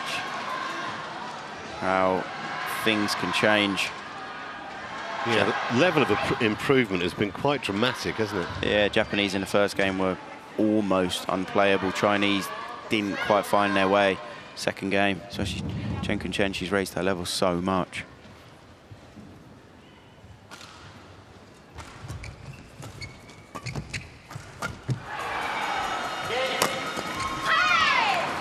If I was the Japanese right now, I would definitely be aiming my attack a little bit more on Jie Fan, just because I think Chen's going through a very good patch.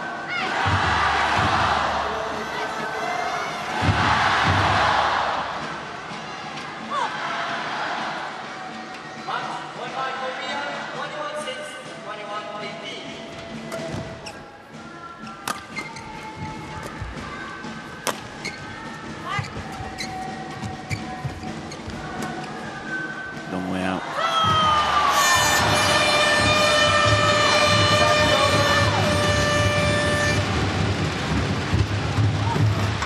I think in the first game, I don't really remember Shida making more than one or maximum two unforced errors in the whole of the first game. We've seen more than that already in the second.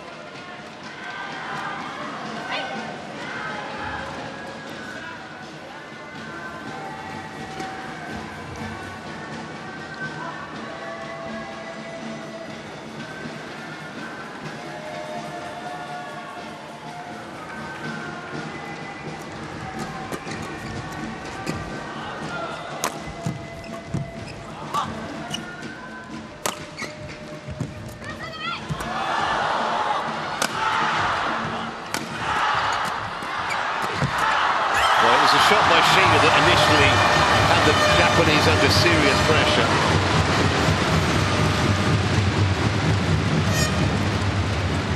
Kind of always playing catch-up after that. Good interception, and then they can't get it away from her.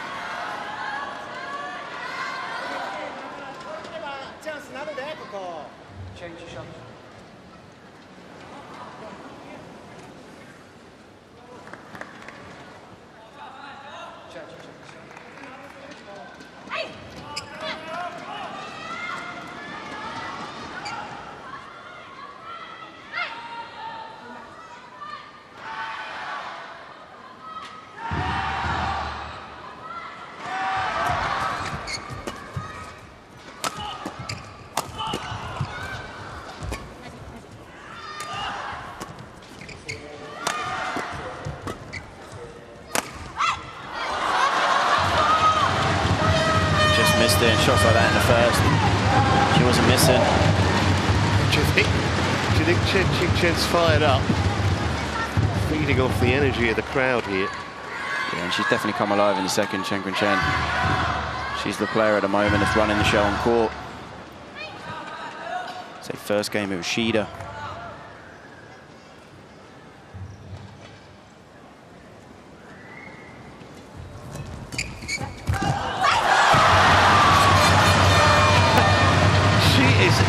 Absolutely pumped, and no wonder. 11-4 is the Chinese advantage at the mid-game break.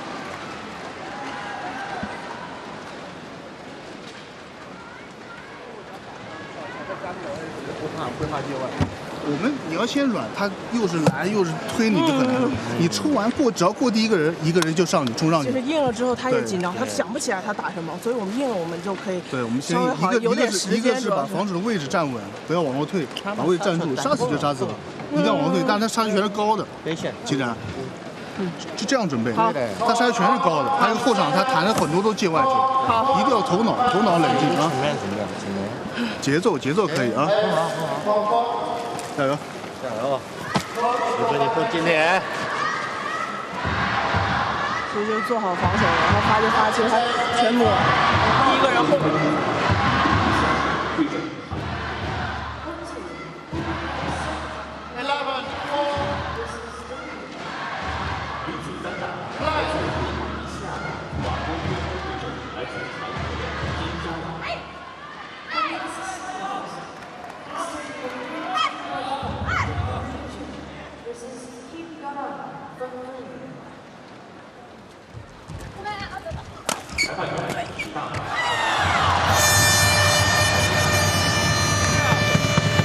I just wonder, looking at the way they turned this around, Chris, if there was some kind of measure of complacency from Chen in the first game. Hard to say. Yeah, I think it was a case of they came out, they maybe looked a bit uncomfortable, a bit edgy, a bit nervous, didn't find their level. But to be honest, the Japanese did play really, really well in the first.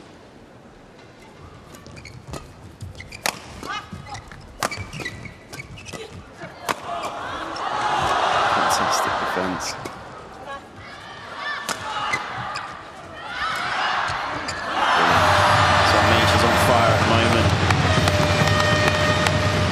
Can the Japanese disrupt her rhythm?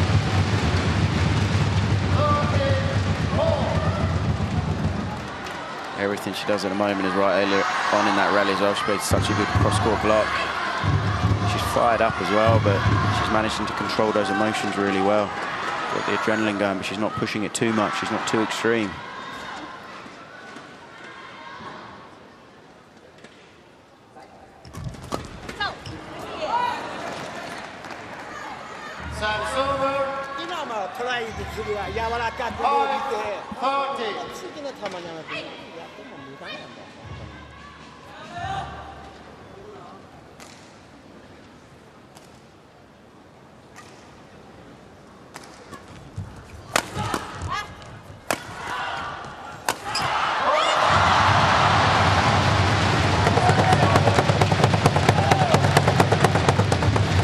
sport matters in this country.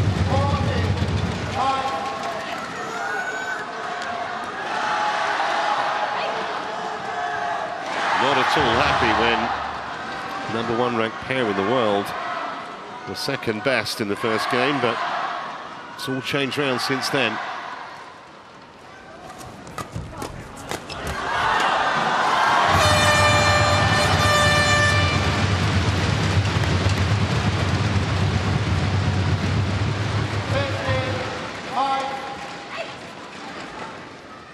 It's not just the fact they've turned it around when you look at the scoreboard, but the length of the rally's now far shorter. Yeah. The Chinese are just showing why they are the best in the world.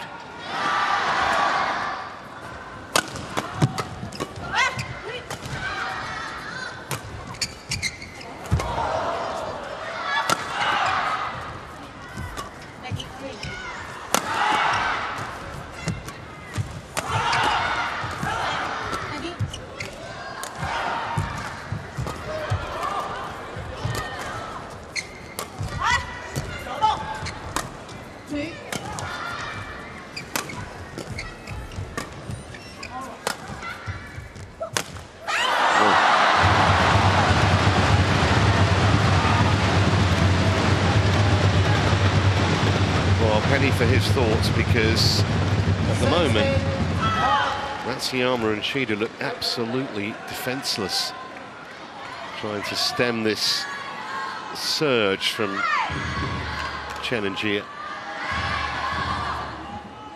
With a miss hit like that, it's amazing that she didn't break her strings.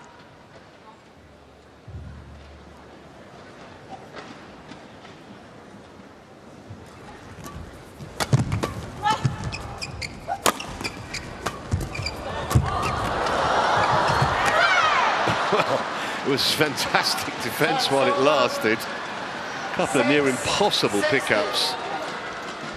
Eventually had to give best, but still way ahead in this second game. This is what the Japanese are having to do at the moment. They're having to play such a good rally to win the point. And that's what it takes for the Chinese to not be able to get it back.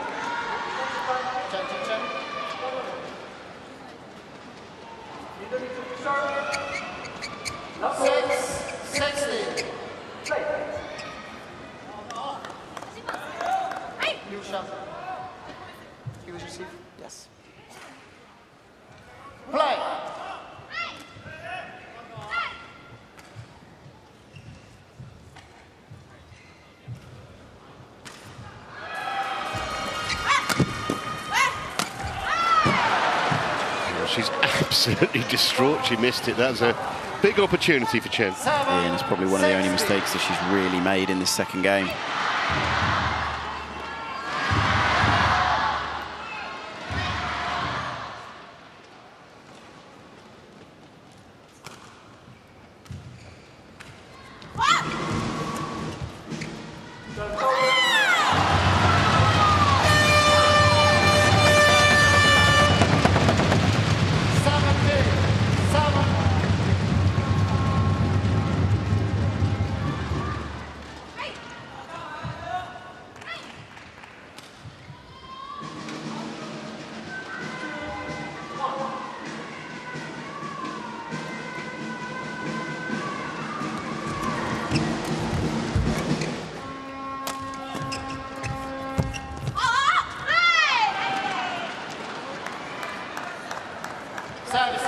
Did you touch that? Well, no, there was a definite call from Jia Fan to say it's going out.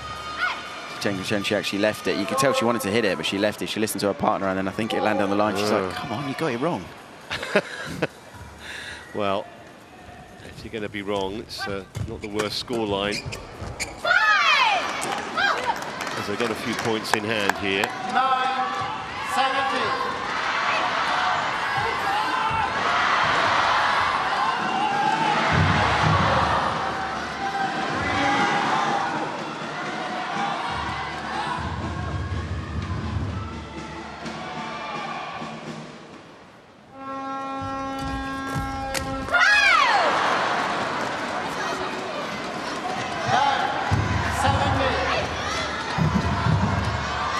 bit of momentum for the Japanese, but it was a little bit too late in the second game.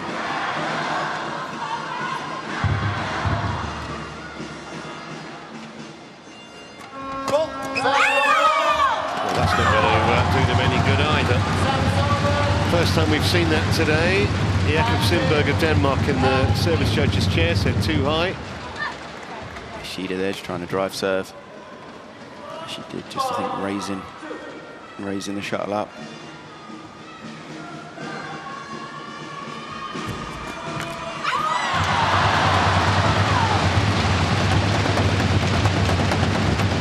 When you have the momentum with you, when you're feeling confident, when everything's happening, like in the first game, as I said, the Japanese, they were doing things that maybe weren't the correct moves, but it was just working, whereas this game, just so many more unforced errors and under so much more pressure.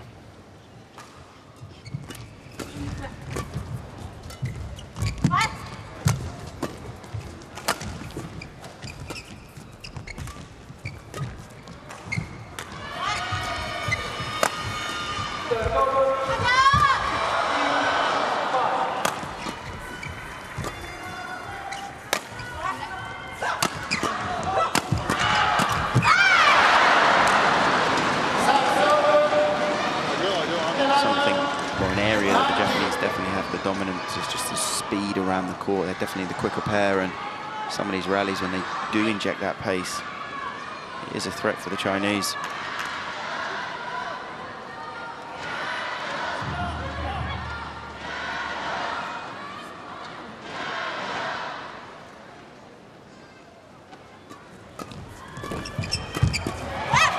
Great pick up.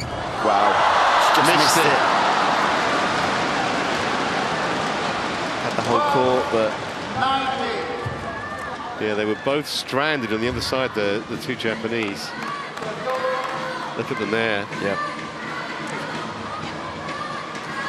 Shouldn't, you wouldn't have thought, make a significant difference, but they'd like to get over the line as soon as possible here. Chen and Jia set up that potential deciding game.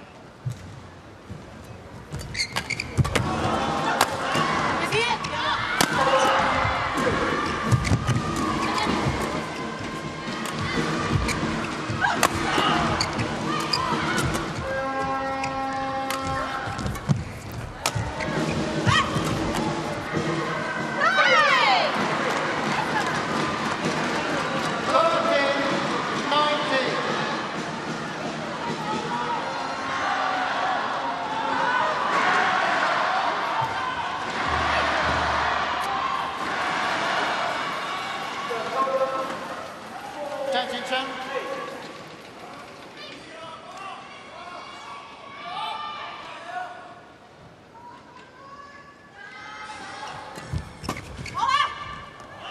And here are 7 game points to get China level. There's a better call there from Jia Fan.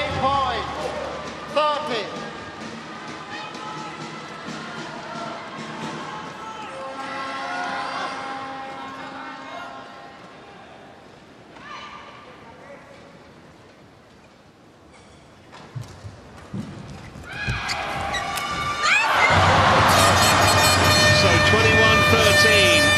Chen and Jia come back strongly after dropping the first game. And we are level at 1 game each now. Decided to come. And Matsuyama and Shida must know momentum just going against them now. Yeah, 気をつけて試合行ってればね、いろいろ考えてればね、難しい。シンプルで、シンプルで。今後半何点？相手も今ベストじゃないよ。今レシパンでどんどん前のイメージどんどん行きますとちょっと待って。これはハーフカットからスタート。特に前進構えてからね前で動く。OK、これ本当にもう一回ちょっと真ん中でも止めればいい。甘いの球もちろん打つ。ダメだと確実に入れることまだ。一番ね、これあと相手が上げてからショットか1ちょっとチェックして、あと1ゲームと違うで、1ゲーム相手の球見えるから、これちゃんと冷静に。いや、オリンピックはこのよりはもうプレッシャーある。管他的。还有一个什么，接发球接西大的时候，他一上来肯定是后场，不敢放往前的。所以说不要去抓他的球，赶紧赶紧，就是2点。我说这么多也没有用，就是一个是接发抢进攻，我们准备快点。第二个就是攻完就是攻保持住，没问题，快一点，没问题。他这样阻止不下来。好，好。如果肯定有防守，防守一定要先抽出。是我们另外1-0，我就去逼，你也去逼，我们谁防谁去逼。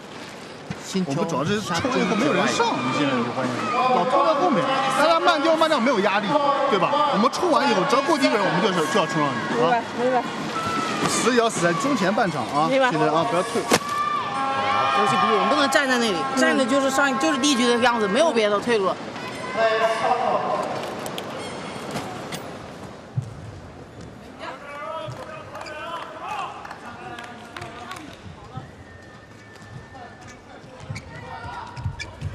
Final game. Level. Play. So here we go then with the decider. China trying to open up a 2-love lead in the tie.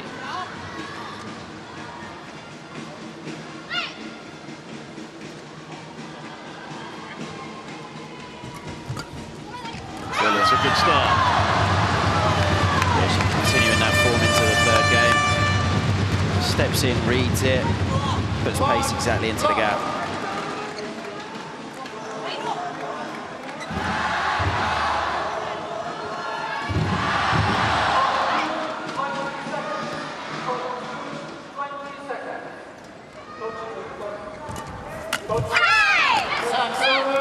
Quite moved to it, just reaching.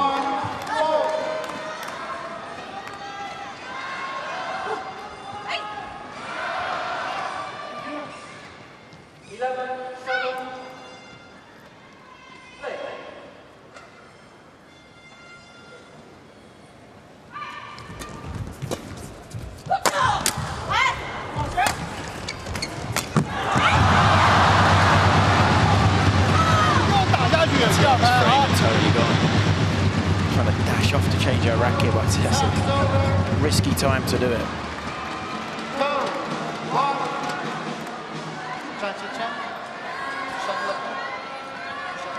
You can see on that one, yeah, the frame just explodes. So hard on this next shot for her to be able to control the shuttle, and that's why it blocks so loose.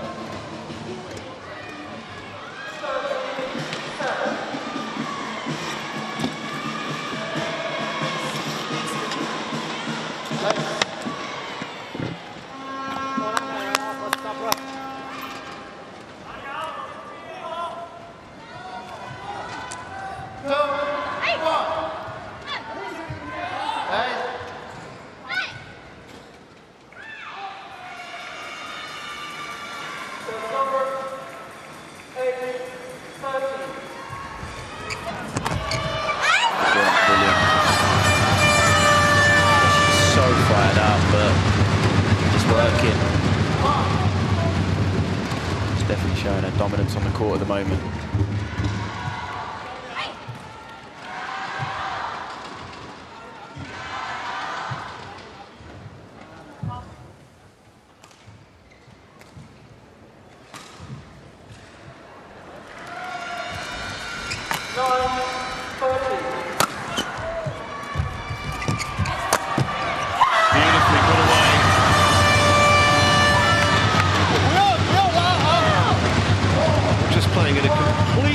Level than we saw in that first game. It's almost like we got galvanised by losing the opener. Yeah, that shot from Matsuyama, she's just forcing up the forehand of Jia Fan and then running forward.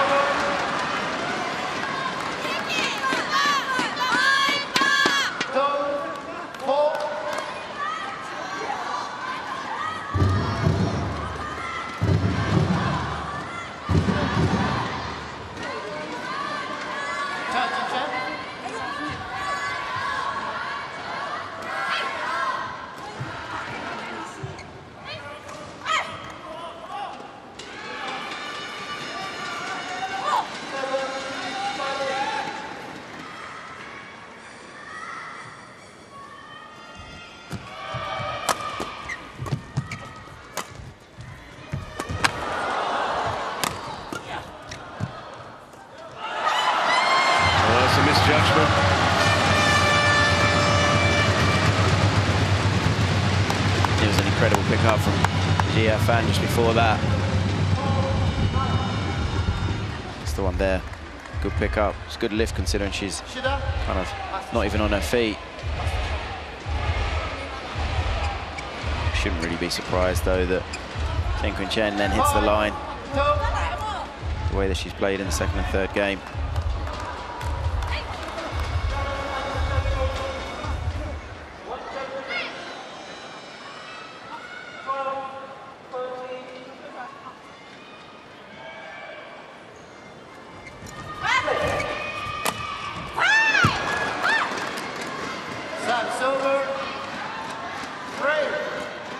Steps in really well, Shida.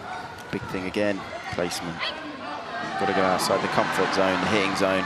Just kind of outside where the racket is, the waist area.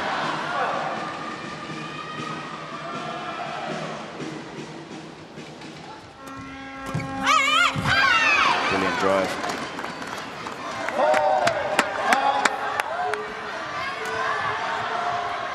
Well, just signs here, but Matsuyama and Shida are certainly not about to give this decider to their opponents.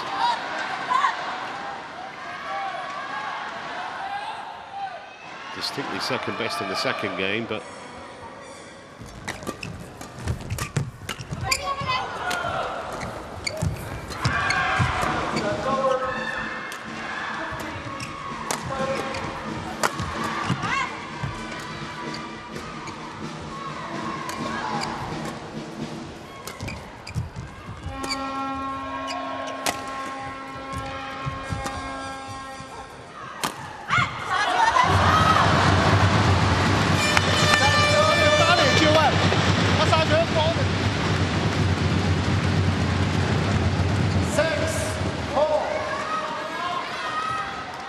really good lift. You can see it's almost on the back line.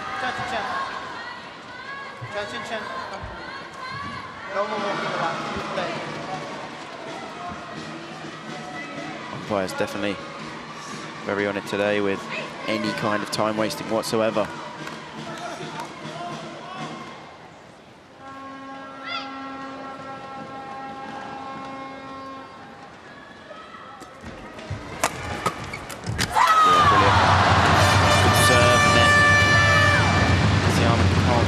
Do anything with her return of serve. Jia Fan steps in so well here, steps in, bang.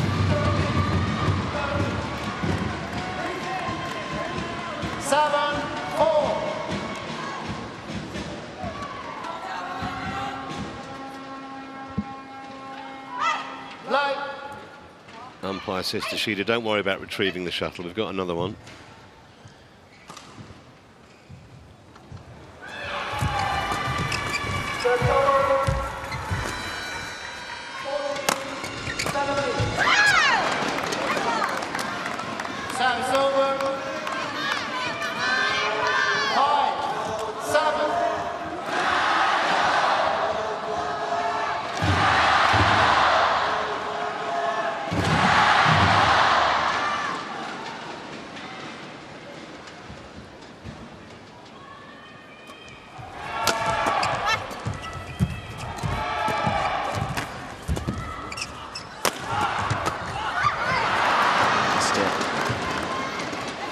Japanese are pulling themselves back into this.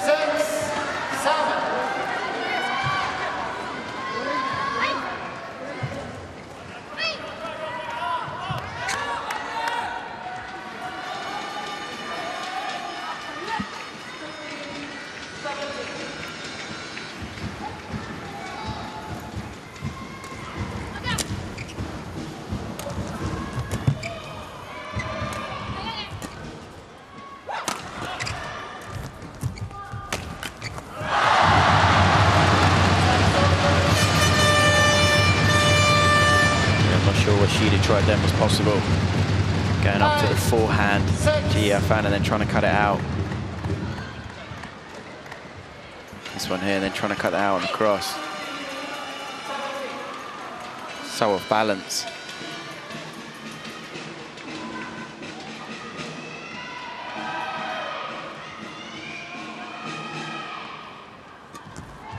Good serve.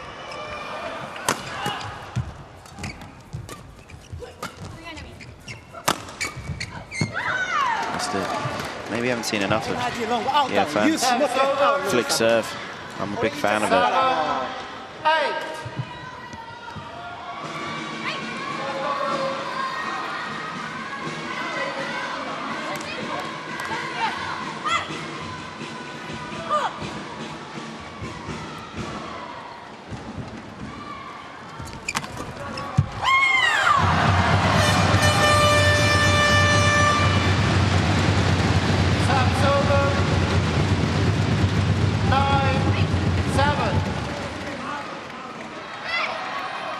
Well, it's intriguingly poised, this doubles.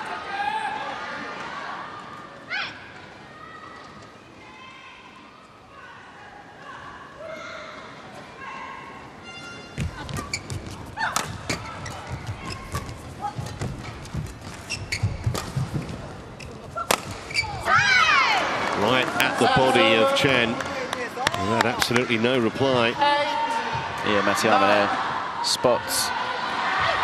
See it here. She had a little look. I think she spots that Chen's too forehand dominant in that situation, goes slightly across and plays the winner.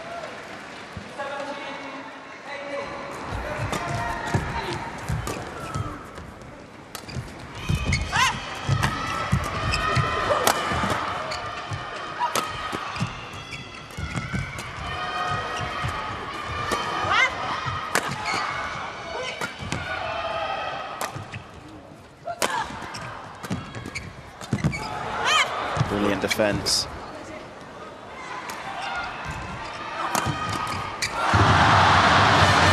They had to work very, very hard to win that point, Chen and Gia.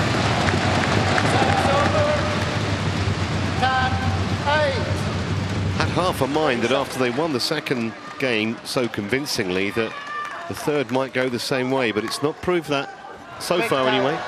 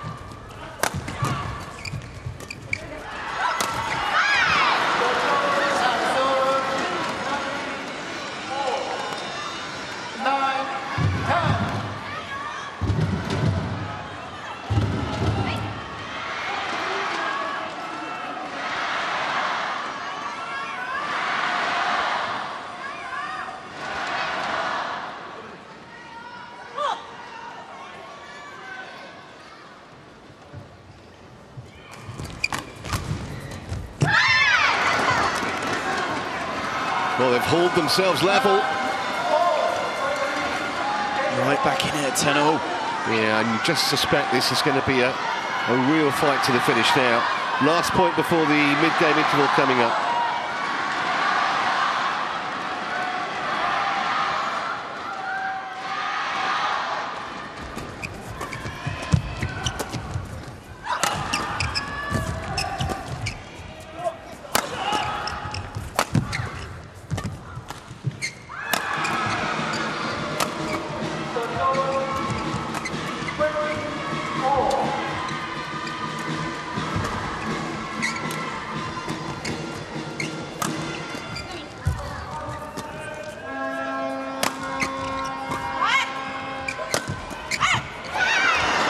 Well, now, suddenly they've got a second win, Matsuyama and Shida. Narrow lead at the interval. Just the indecision there from the Chinese. They didn't know he was going for it, and then look how flat that is. Almost upward direction smash. Fancy arm was incredible to step in, but quality overhead just 不是， wasn't quite good 你 enough. 明显有点累了，有点勉强打，明白。对不对？你没有把这个呼吸控制好，还是勉强。给他们追上来的什么？一个是接发球接得不好，你要一软，他抽上来你很难受。你接发要不然就挡，要不然就推开他。然后往前封网的时候也是打开他，不要打中，要打开他，打篮结合，好吧？啊，进攻的时候也是这边比较好攻一点，耐心啊。第三拍球硬一点，然后接发球，一个是发球，一个接发球。发球现在成功率比他们高，把接发球接好就没问题，好不好？啊，控制好自己的节奏啊。那个我也好。不要去勉强打，一打就连丢3分。明白。11, 10. Play.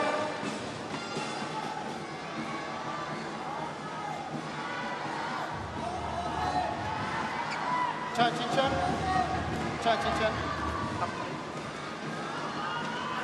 One for misconduct, delay.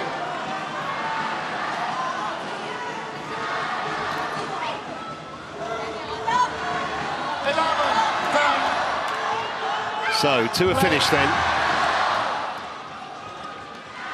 And it's going to have a massive impact on this tie, especially if trying to go 2-love up. Couldn't really see a way back for Japan if that happens. If it goes 1-1, who knows?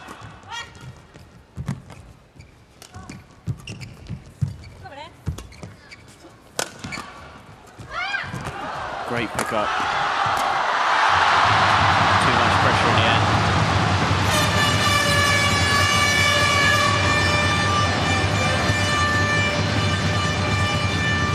Immediate apology from Chen, but totally accepted. She's trying to get the kill. She was right in the firing line. That's Iyama. Stay up front.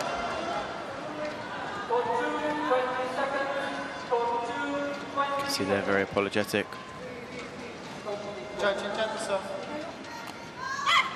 11, all. Nami, play.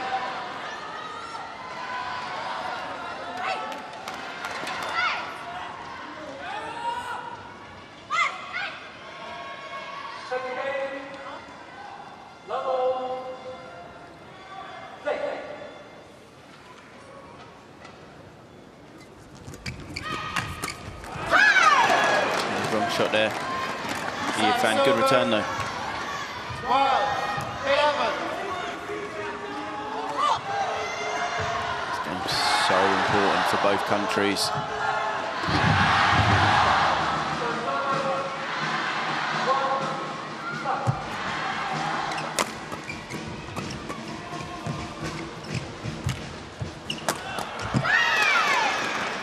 And the tides turn again. Nice shot. 11.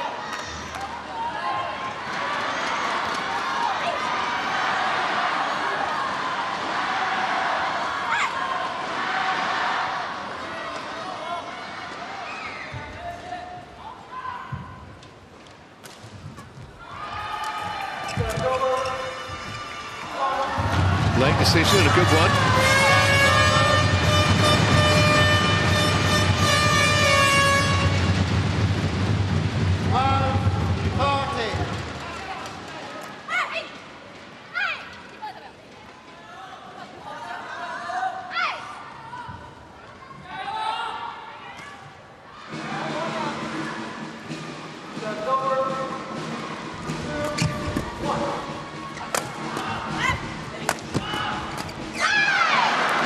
Just too many errors at the moment, though, from Chen and Jia. So unlike them. Yeah, we saw a little bit of the same in the first. Shida there, she's managed to keep it flat enough that makes it a little bit difficult for Jia Fan.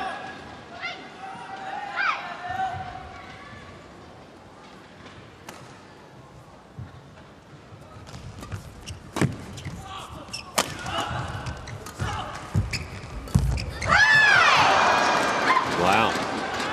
Yeah, and this is such a big kind of point of the match now because there's more mistakes happening, and Chen in the second was you know, the really dominant force, and even she's getting drawn in to some of these cheaper points.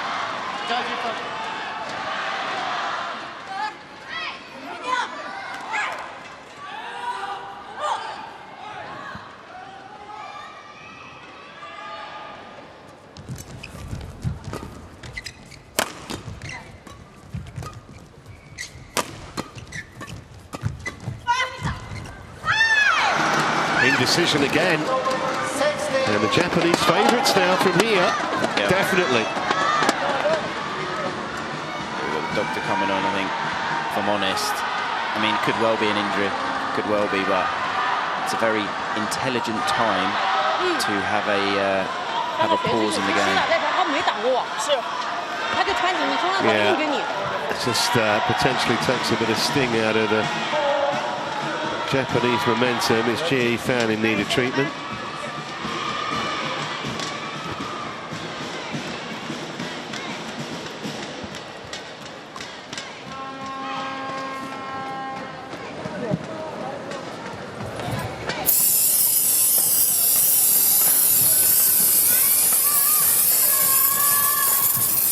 Not a spray.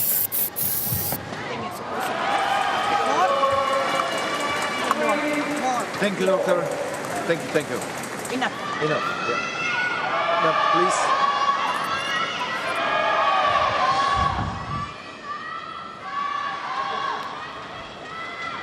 Really strapping on that left ankle. 因为你要是跟他硬的话，你就得站住。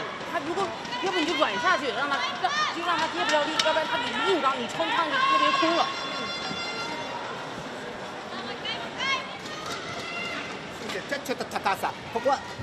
An even bigger point now. It's a big delay.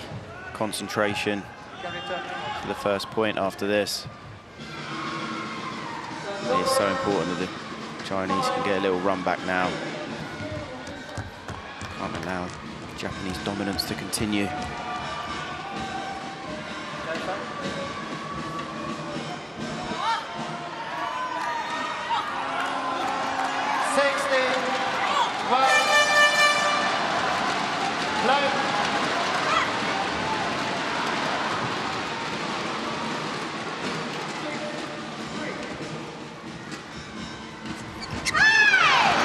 So often what you see after such a long break, a very short, cheap point.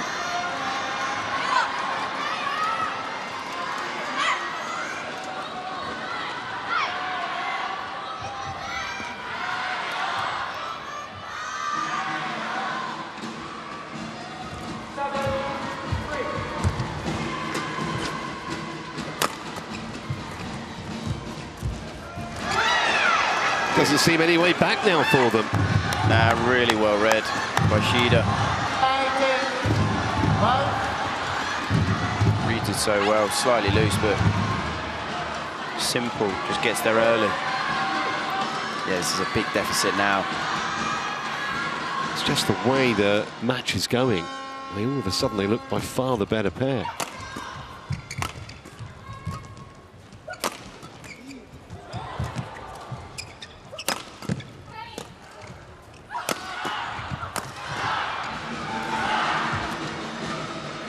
New racket required. Got back in time. Could that prove to be a really big point?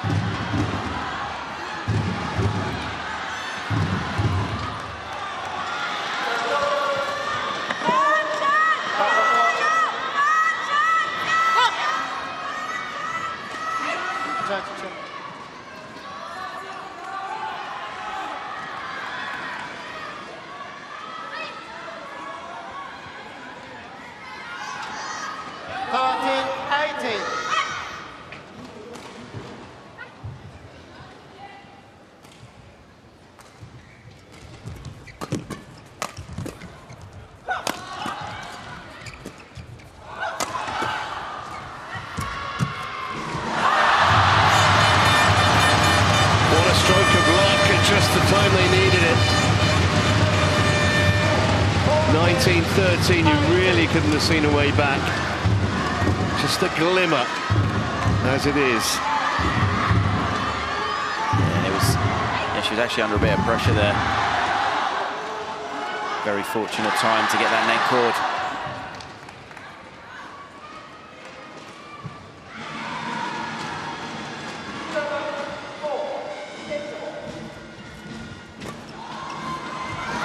Just missed it. Challenge. Nah, I've got a lot wrong, but I'm pretty confident that is out. It's definitely out. I think this is, we're challenging because we can, because it's late-ish in the game, but I'm absolutely convinced this has missed the line. And yeah, now we've got the doctor coming back on. This time it's Shida. Well, what's good for the goose, I guess. 50-80.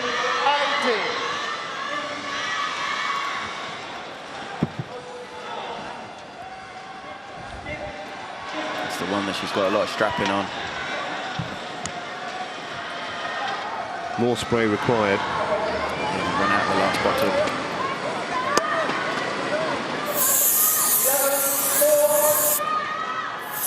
Oh, and the other one.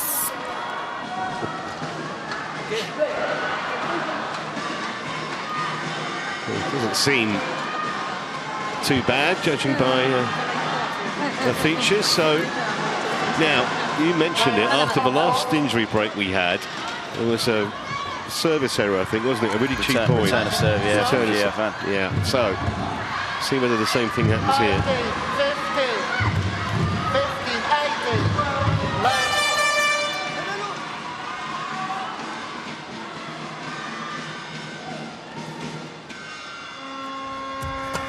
Yeah, and it was. The return was not good enough. A very, very quick point. Crowd making themselves heard. Tension building. 60-80. Could Chinese win this point? Just be 1 point difference.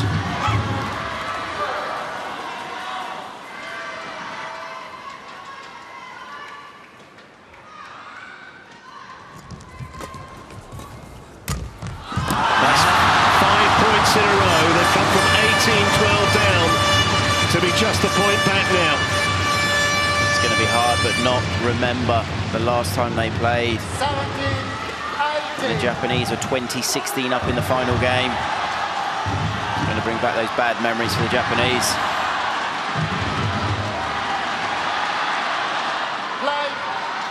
Crowd are utterly engaged here. Massive point coming here.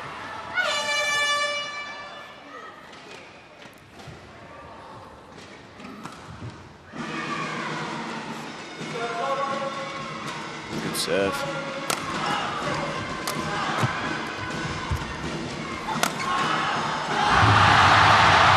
Would you believe it? Well, it's all about pressure now. It's all about nerve. You'd think the Chinese have the momentum, 6 points in a row, but it just takes a second to change that. She's been serving brilliantly, Chen Yufei. Can she keep going? I think on that last one, Matsuyama not quite ready in defence.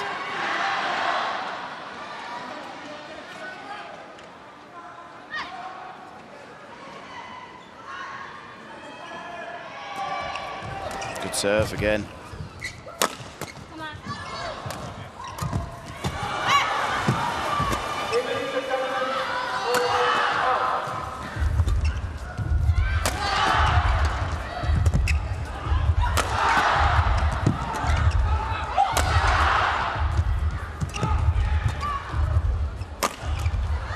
Great shot from the back of the court from Matsuyama, and they're back in front again.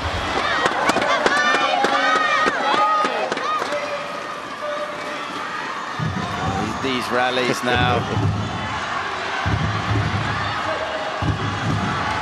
So much tension out there. Yeah. Once again, good placement going across the body. With all the excitement, it's just expressionless, like Judge just stretches out his arms. 2 points away from the match here, Japan. That's only tension and pressure and nerves and the occasion. What a time, what a time. 1918 up. What a gift for the Chinese. Can they take advantage though? Pressure's now on Ji Fan serving.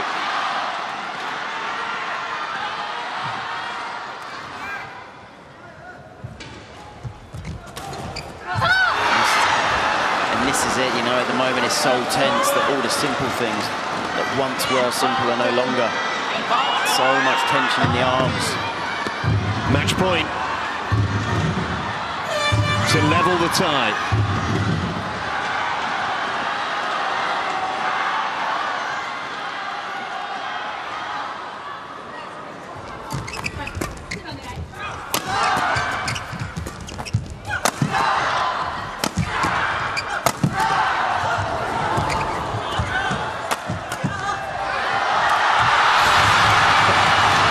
It's going to come off the roof here in a minute, you know, if we carry on like this.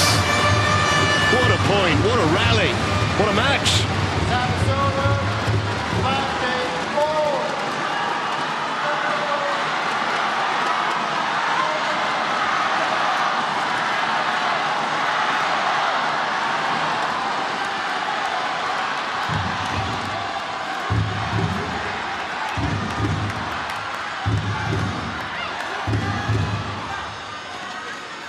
Every other point now is going to be a match point. Can China earn their first?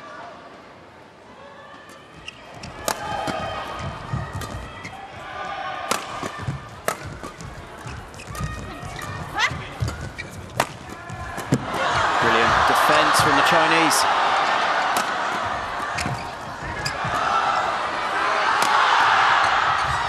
Who's going out? It was. That is.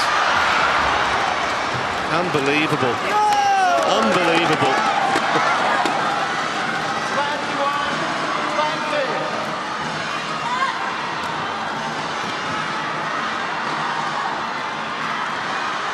A second opportunity.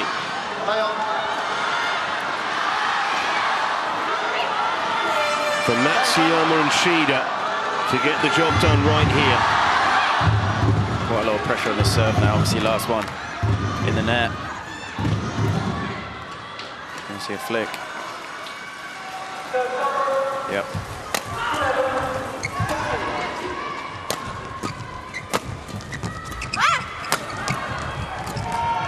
Shot.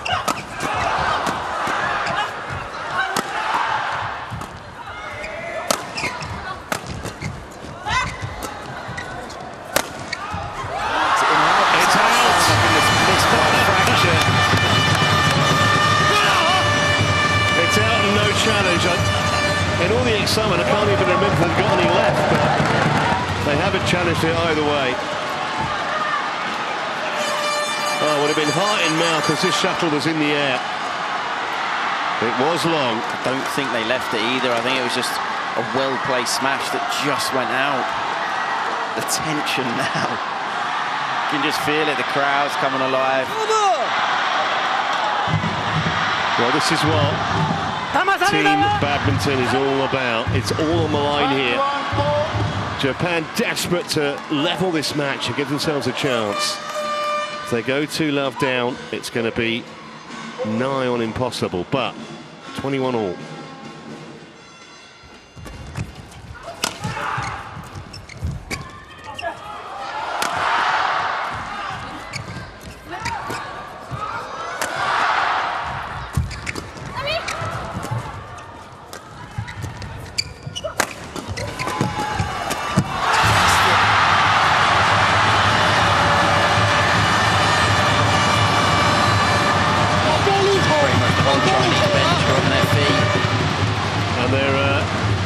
In hands on the Japanese side.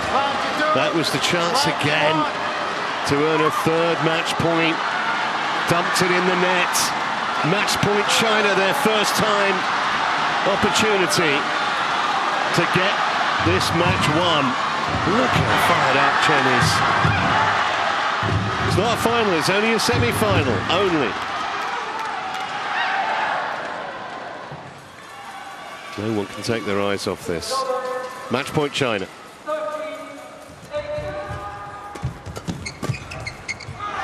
They have got the job done. And just look at the emotional court here. They were down and out. Somehow, the world's #1 pair found a way. Matsuyama and Shida will be no doubt inconsolable. The tears of joy for Chen. They need to go and shake their opponent's hands. Just completely overcome by the moment. How on earth did they get through that? Saved 2 match points. They were 18-12 down in the decider. They just don't know when they're beaten, Chris, do they? No, and to be honest, it was such a repeat of the last time they played, and that definitely played a part, I'm sure, in the back of the mind of the Chinese and the Japanese. But what a truly incredible comeback.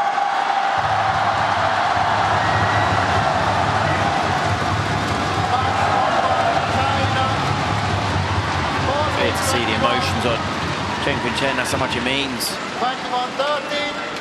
It was an emotional roller coaster, it really was. Just observing it, let alone being in the game itself. Matsuyama and Shida came so close, but not close enough. What an incredible match. An hour and 24 minutes, but you couldn't take your eye off it for a second.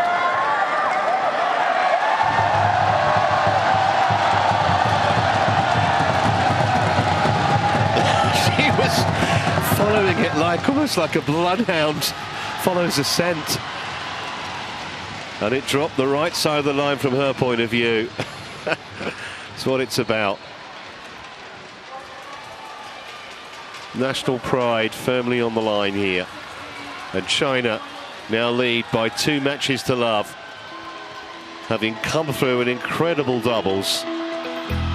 14-21, 21-13, 23-21, 84 minutes on court. So now it's all going to be down to Nozomi Okuhara to keep Japan in the tie, to keep them in the competition. He Bingjiao is the opponent. That's next.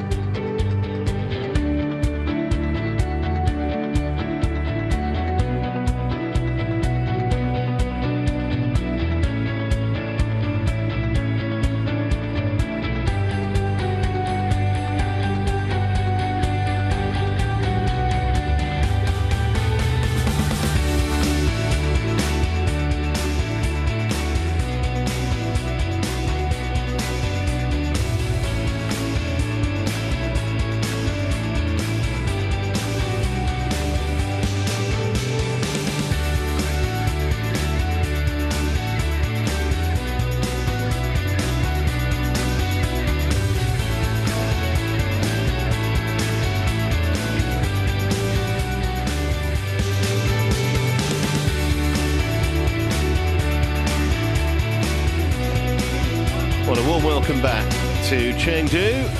We've had phenomenal crowds the entire event, really.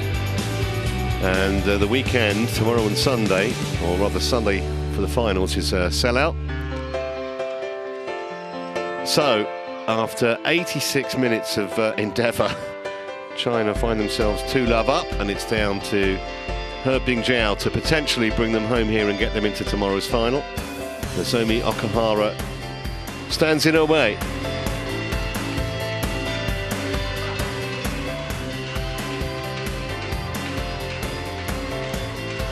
Officials are already on court one, and that means the players will be out very shortly.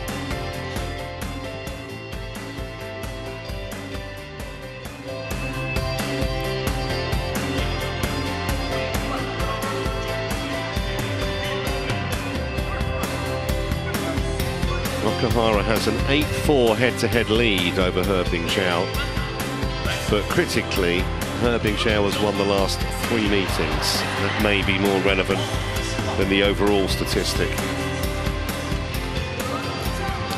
Players making their entrance. That's what it's all about. It's almost become their personal property at times, that trophy.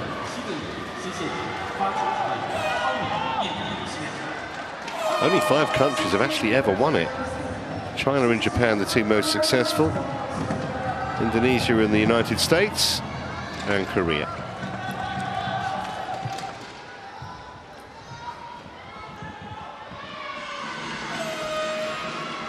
Well, He Bingjiao certainly under less pressure than she would have been under had Matsuyama and Shida won that doubles. But still, a lot of expectancy. There you see it, that last meeting was the Indonesia Masters about a year and a half ago. Red for you. Serve. You're serving that side. You're with me, Chris, that the fact that she's won the last 3, He Bingjiao, probably more relevant than the overall stat. Definitely, because the last time Okuhara actually won was 2019. So when we were talking a long, long time ago, and it's even tougher than, you know, in a normal tournament, because she's got all the pressure on her now. If she loses, she knows that Japan are out, and He Bingjiao is the higher ranked player. The favourite for me, definitely. But Okuhara has been showing signs of that level from the past when she's won the Worlds and Olympic medals. 6th in the world now, He Bingjiao. She has been 1 spot higher. That was about a year and a half ago. Feels like she's been around for a long, long time. Senior international at just 17. A Youth Olympics gold medal winner. A couple of World Championship bronzes. World Junior Championship silver. Not at her best in this tournament, although she's won all 3 matches. He can't really complain. Most recently against Christopherson of Denmark. And she was part of the Yuba Cup gold winning team in 2020. As for Okuhara, ranked at 17 now. She is, of course, a former world #1. Still pretty quick around the court. Not yet turned 30. And that Olympic medal that you heard Chris refer to was a bronze in Rio in 2016. World champion the year after. She's got a Yuba Cup gold too in her collection. And there you see 3 victories out of 3. Not really tested yet. That might all change in the next hour or so.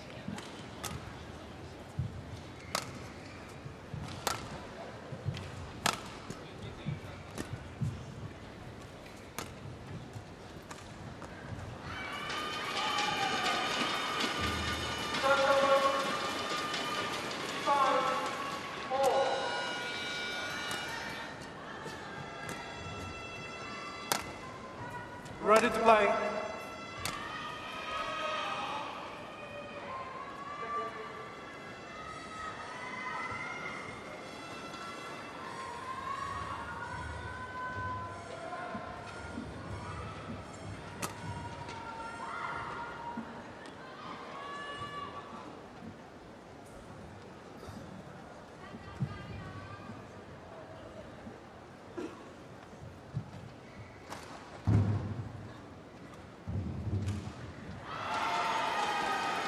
Got a shot there of Sydney Gallos of New Zealand, who's the chair umpire, and Robertus Oscriano from Indonesia is the service judge.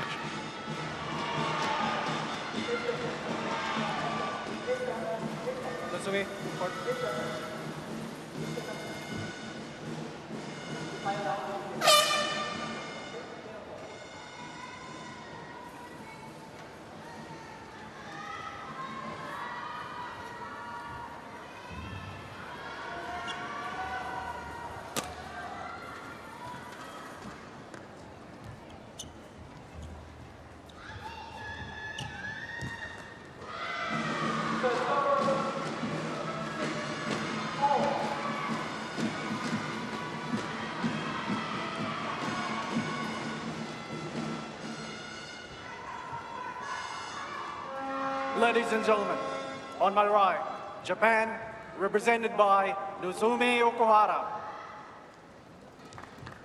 And on my left, China, represented by Herbing Zhao. China's serve, level, line. So Herbing Zhao trying to put this tie to bed.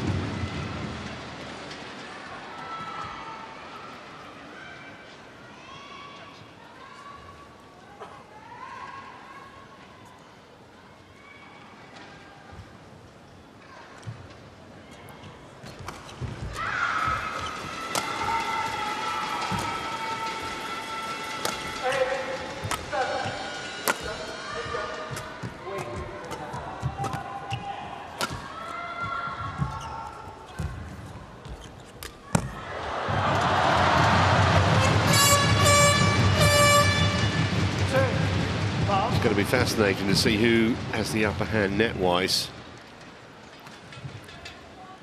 Yeah, I do think, for me, Herbing Zhao, her net probably is slightly better than Okuhara's, her touch. We'll see if that's the case in this match.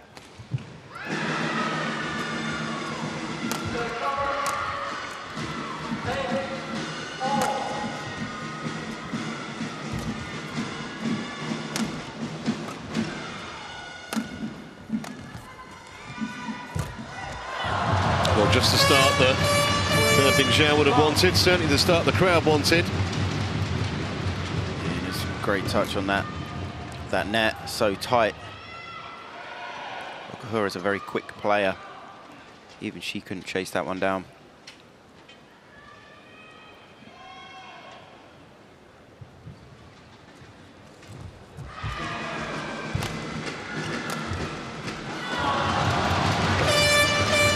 Exactly what China would have wanted. Just putting even more pressure on Okuhara in Japan. Good shot.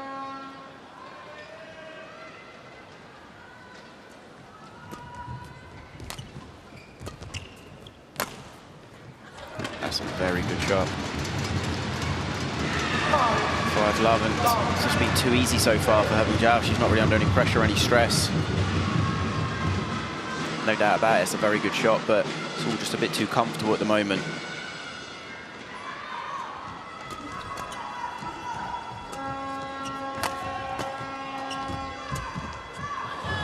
Again, dictating, dominating the rally. She's doing whatever she wants to do. Okuhara's on the back foot and just chasing.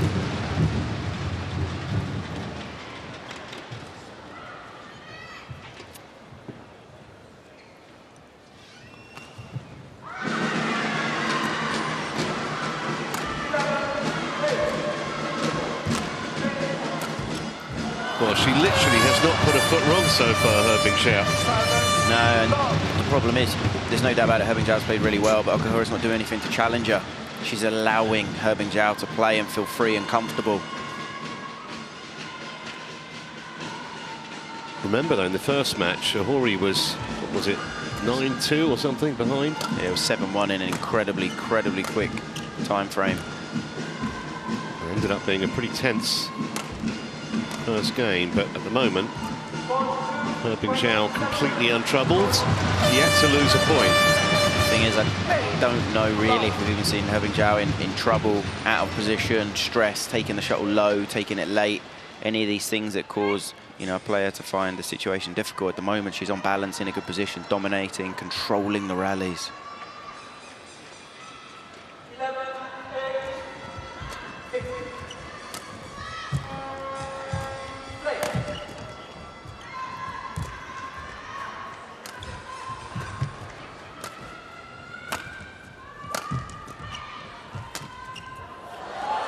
No mercy from Herbing Zhao.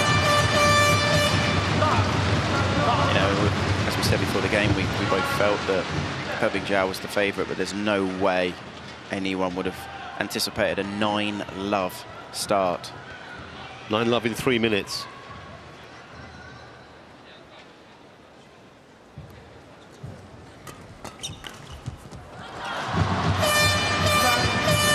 This task is becoming bigger and bigger for Japan.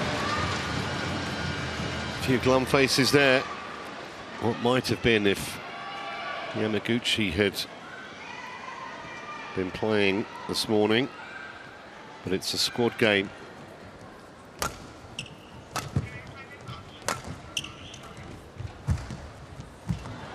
Amazing. Wow. They go for the mid-game break, which certainly Herbing Zhao doesn't need. 11-love in the blink of an eye.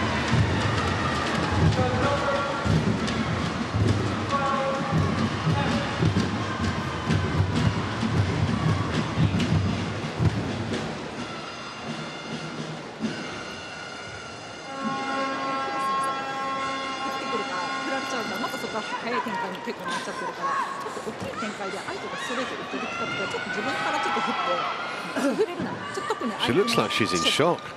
The most important thing is when she comes back onto court, she's got to take the game on. And even if she makes unforced errors doing that, so be it. Because otherwise, if she continues down this path that she's on, it's almost definitely not going to cause any trouble to her opponent. She's got to disrupt the rhythm of Herbing Zhao. She's just too passive at the moment, allowing her opponent to just be far too comfortable.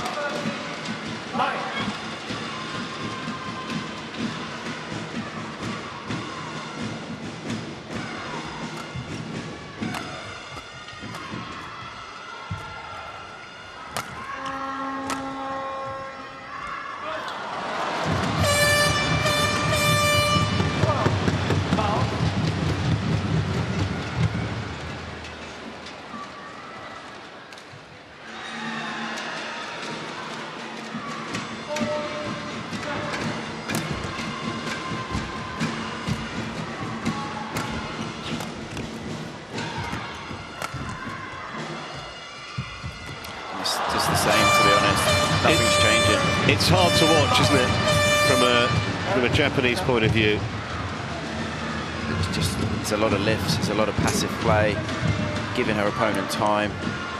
Full credit, Herbing Zhao, she's keeping her concentration really well, and she's doing everything she should be doing. Okuhara is a very experienced player, though. Former world #1, Olympic medalist, world champion, and she's 14-love down. In a must-win game for Japan.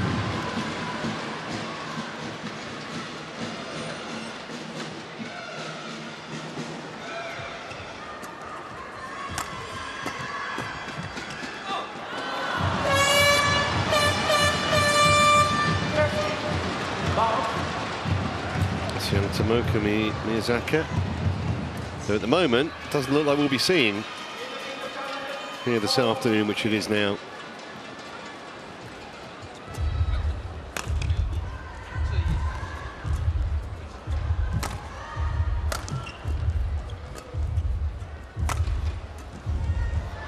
Massive sense of relief for the Japanese, and even a sympathetic hand from some of the home crowd there gets her on the board, so no bagel at least. It's so hard when you're 15-1 down to not notice the score. It's important you put that to the back of your mind.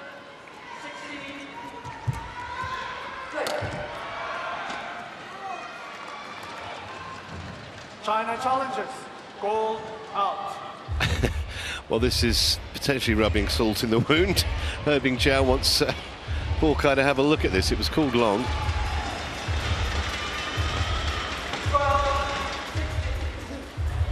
It was indeed. Challenge unsuccessful. One challenge remaining. 2:15. Line.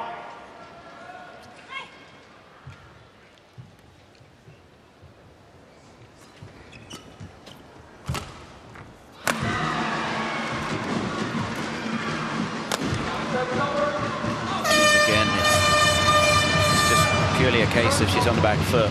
Okuhara, she's got to try her best to be more aggressive and proactive because everything is just falling into the hand of Herbing Zhao.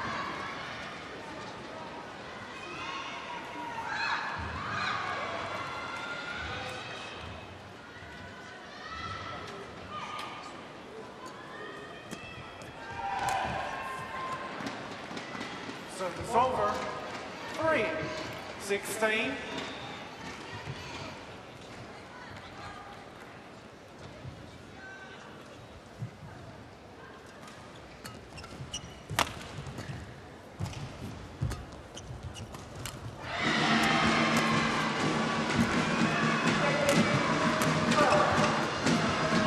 Much better rally. Big problem is it's taken this long. It's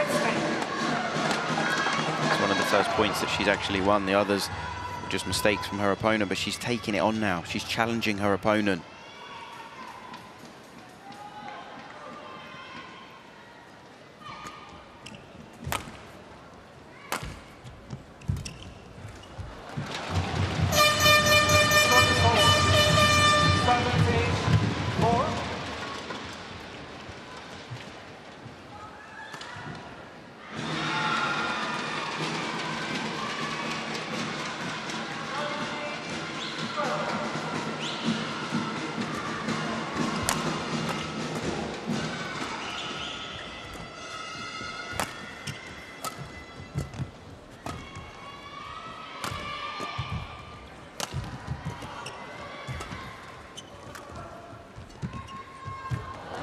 Well, a couple of lovely pickups from the Japanese in that point, but she couldn't get to the drop shot. And after only 10 minutes on court, Herbing Zhao's just 3 points away here from securing the opening game. Definitely feel that the doubles has played a massive part in this. Japan feeling like it could have been 1-1 and then it gets snatched from them. Yeah, it must have been massively deflating.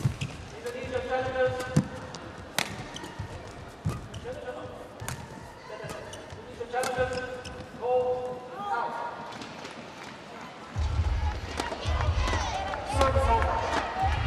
5:18.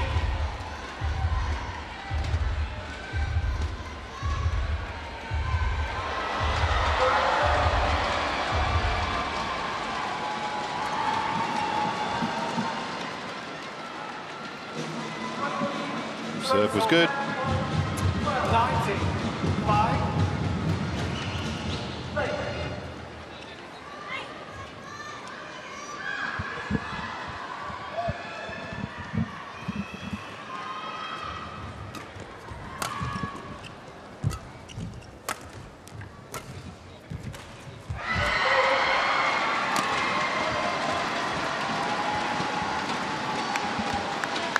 Service over. 6:19.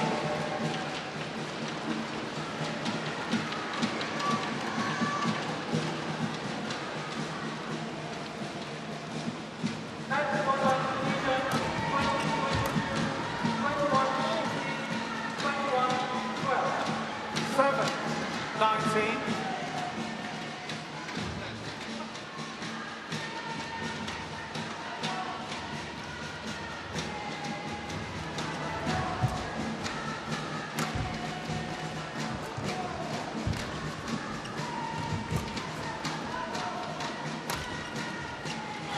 So the little matter of 13 game points here for Herbing Zhao. Game point 7. Yeah, and it's just been so comfortable the whole first game. Irving Zhao's been troubled, I think, on maybe 1, maximum 2 points. The rest of it, it's all been exactly what she would have wanted.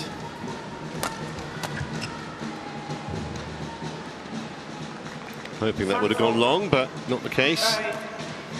Then you're going to delay the inevitable, you suspect.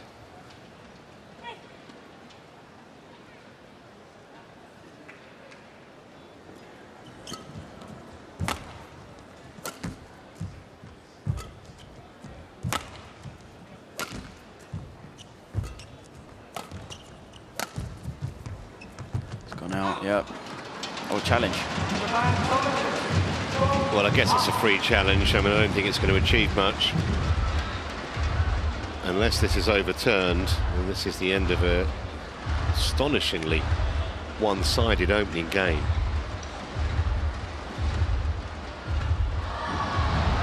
(21 points to 8). Irving Zhao, rather, completely dominant.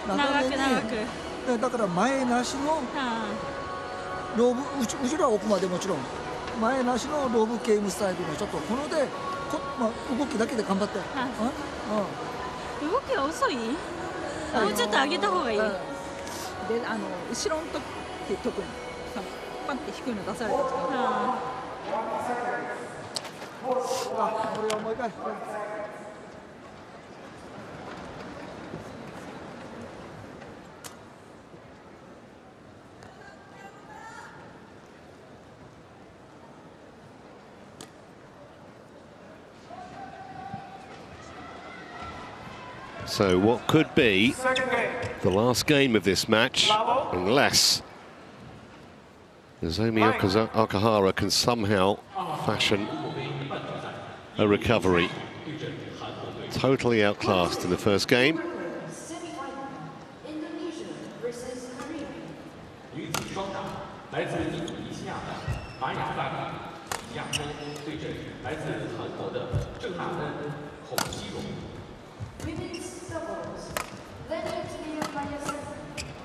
Maybe that's a better first rally from Okuhara. Just asking a few more questions of her opponent. 1 love.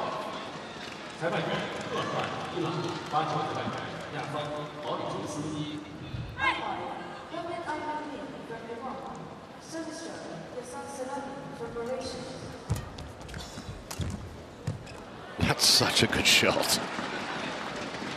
Can't play that any better. 1-4.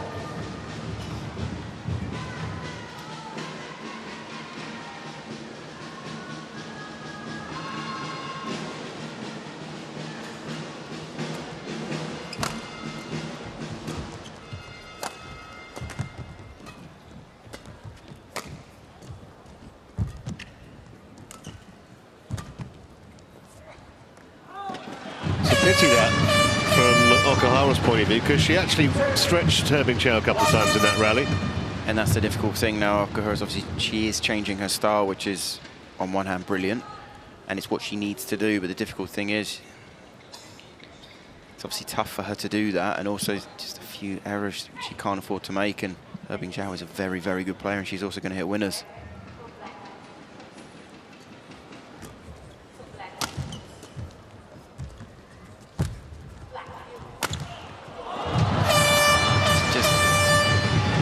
Everything just looks too easy. The game looks a little bit flat. Now, I get it. It was 21-8 in the first game, but it just feels like kind of they're going through the motions as such. She had about 3/4 of the court to aim at there. Never going to miss.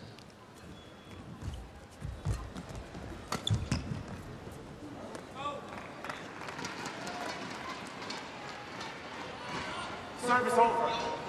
2. But if Okuhara can just stay with Herbing Zhao, not let her get away, just never know what can happen. So much drama in that previous match, the women's doubles.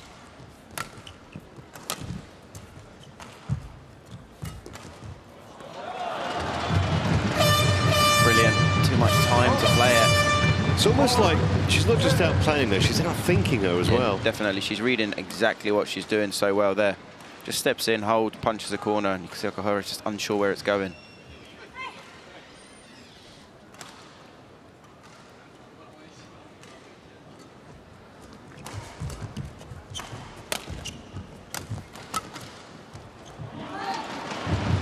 I said before the game started, or when it started, for me Okuhara is the faster player, but out there you would never know that, because Okuhara, she's just struggling a little bit to read the game. She's not in a kind of fluid motion. Herbing Zhao just gracefully moving around the court. Yeah, Okuhara doing most of the scurrying.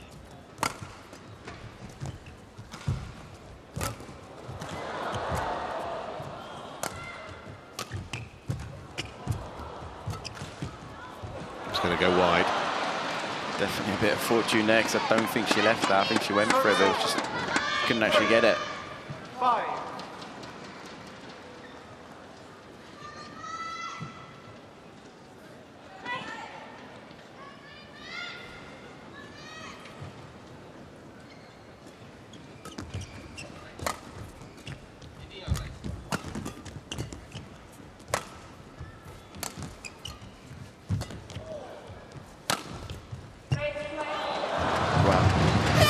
Where the shuttle's landed on a block, I mean, it's so far in front of the service line. It's such a tight block.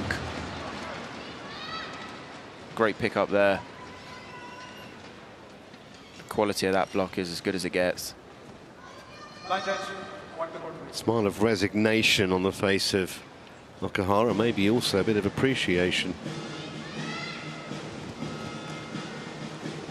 I'm trying to think if she's ever in her professional career gone for a mid-game interval trailing 11-love. If she has, it's got to be a long time ago, and quite possibly not at all. A humbling experience, that first game for her.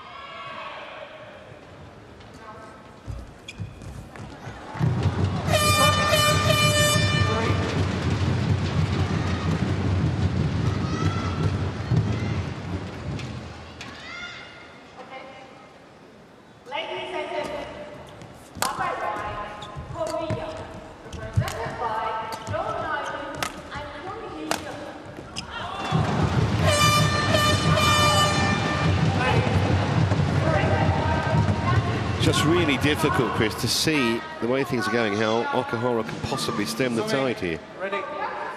Yeah, it's everything is with Herbing Zhao, the momentum, the game style, the flow. Obviously being 2-love up for China, and going on, it looks a bigger and bigger challenge.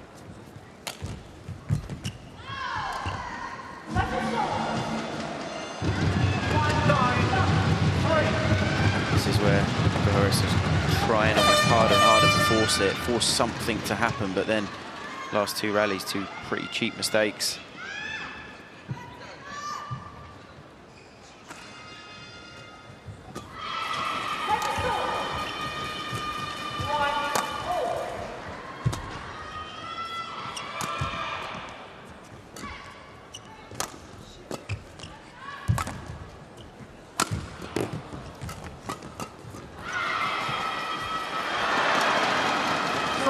very rare error from the racket of He Bingjiao.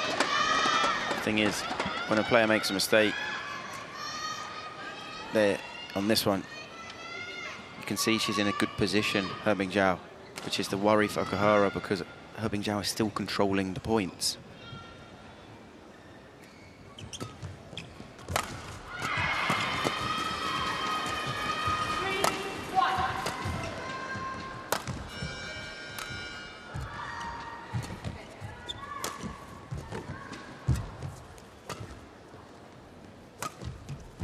Brilliant shot, brilliant. I mean, that's only the second rally that we've seen what Okuhara can do. There gets her opponent in trouble. And again, stretches her. And then lovely slice. This is what we need to see more of.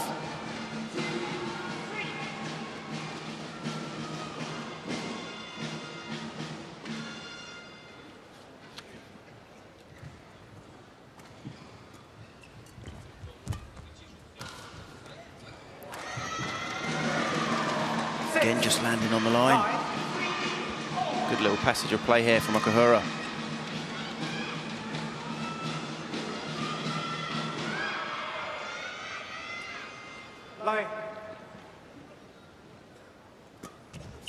Good variation as well. Here we go. Now we're seeing a bit more what we expect of Okuhara. Great flick serve.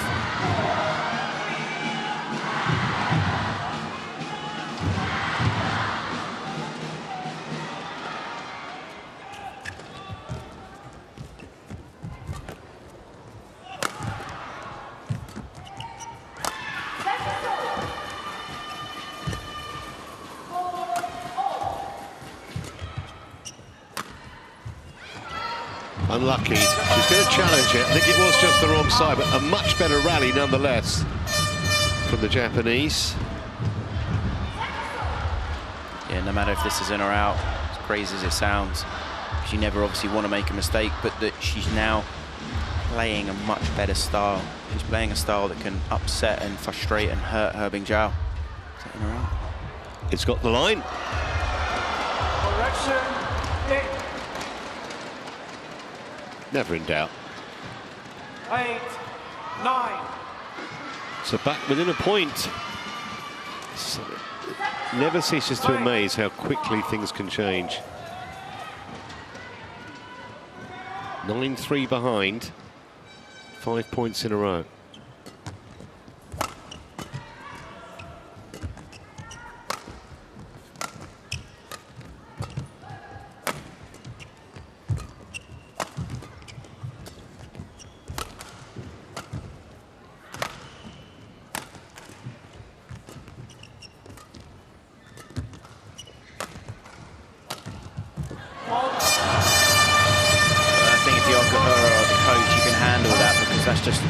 There's nothing wrong with that rally. It was just a very good shot to finish with from He Bingjiao. Yeah, opponent's brilliance you can accept. Yep. Can Okuhara keep this up now? If so, we have a game on our hands. 10, 8.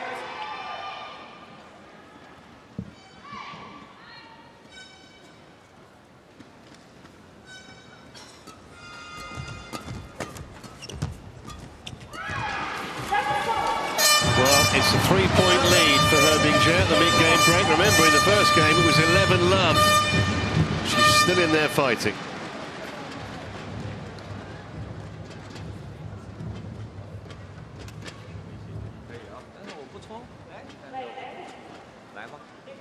啊，所以还是一个要有主动打他，少抛一点，然后第二个呢，就跟他这样控，对不对？你又不会失误，啊，大家好，就这样啊，盯住他干什么？这个别冲啊，别冲啊，这样子。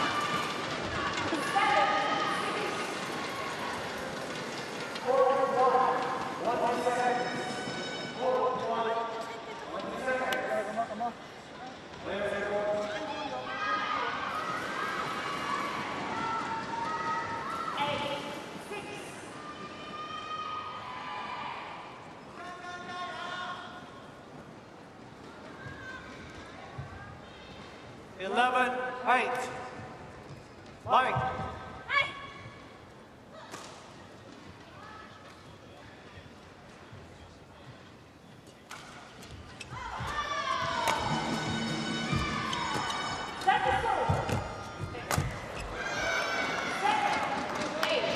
Good rally after the break from Okuhara there. Keeping the shot going in a flat or downward direction throughout the rally.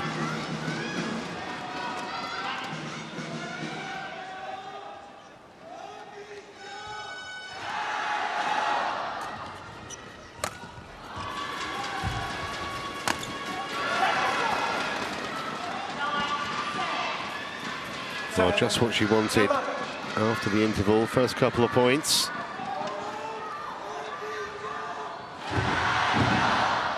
For maybe just about the first time, there's just a modicum of pressure on He Bingxiao.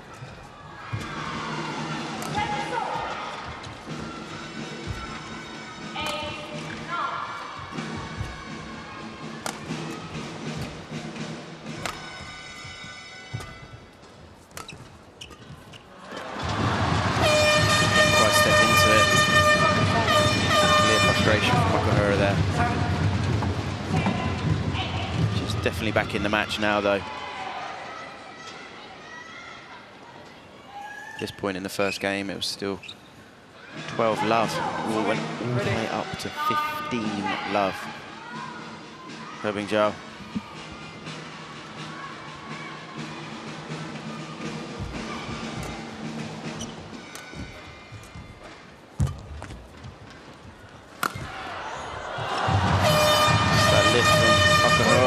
Front service line.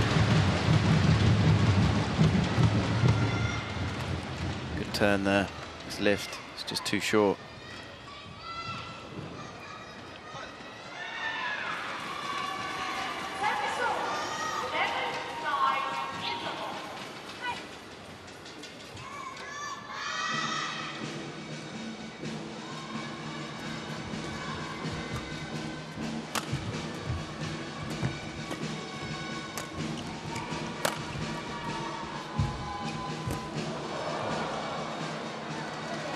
Great net shot. 11-13.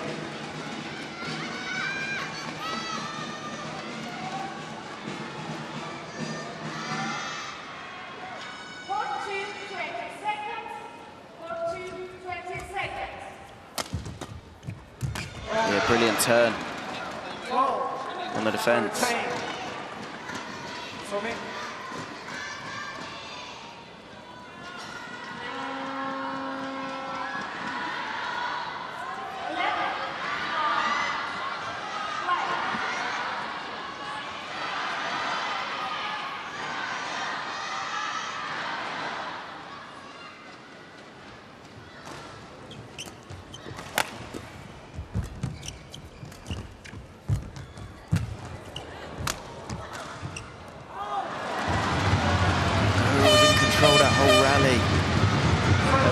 Just about managed to stay in it, but then ended up winning it. For me, that was quite a big point.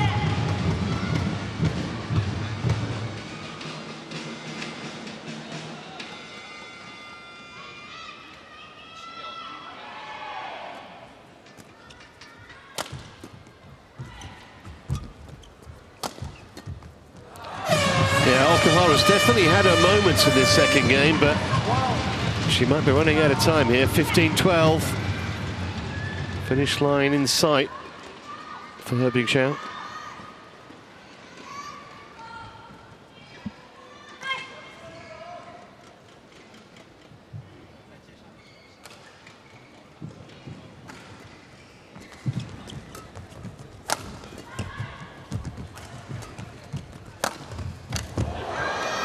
But not going to go down without a fight if she is going to go down. Second game, obviously, I mean, not just a score, but she's played so much better style. Just a few cheap points that have crept in. He Bingxiao definitely hasn't been in control in the same way. She hasn't dictated every rally.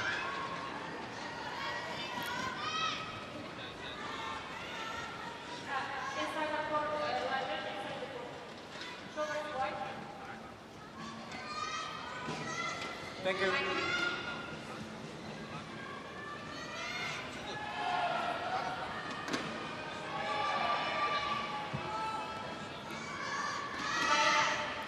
Thirteen, 15.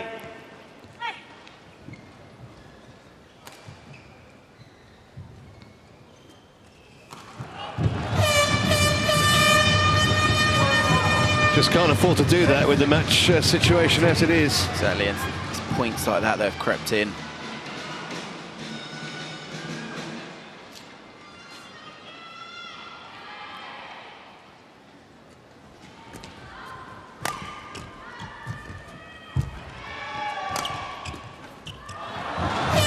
It's that as well, it's a position where you can't afford to make a mistake, you're not under pressure.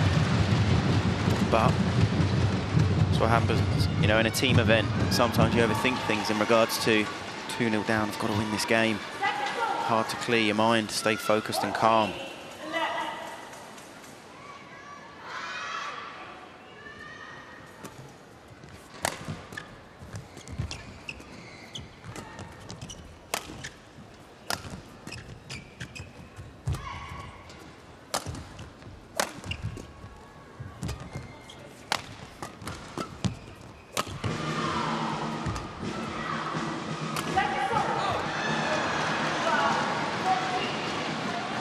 Missed it just. 14, 17.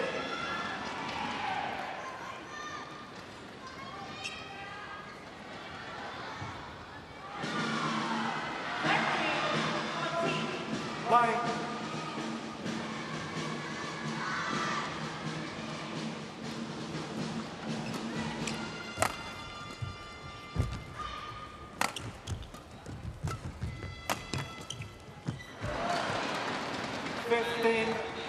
Just keeping He Bingjiao honest here.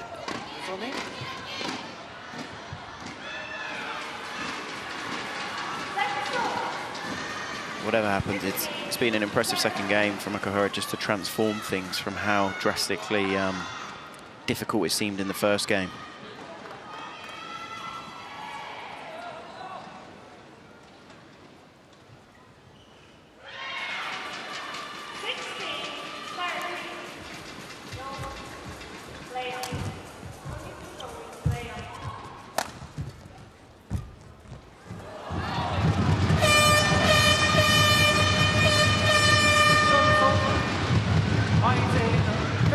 Fine line between playing the right shot and just trying to play too good a shot in that situation. Doesn't have to be quite that perfect.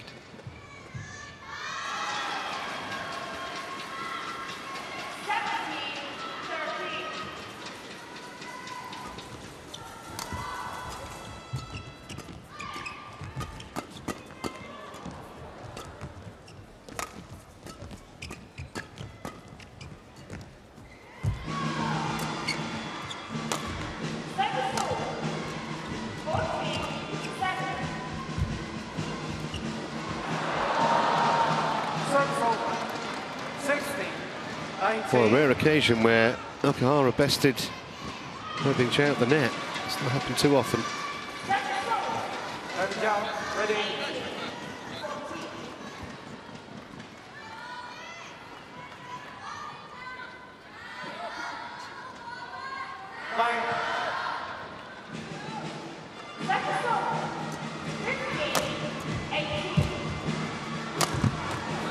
Unerringly onto the line.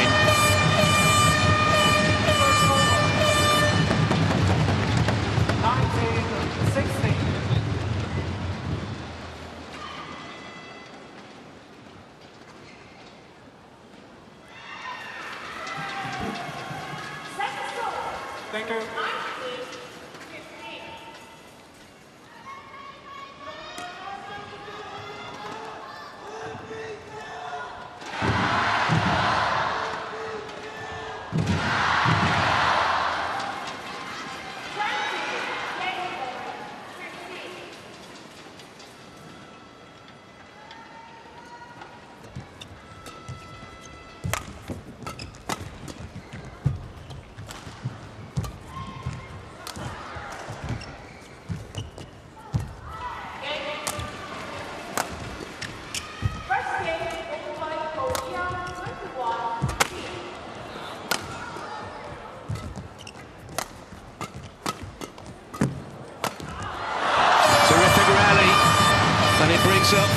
points.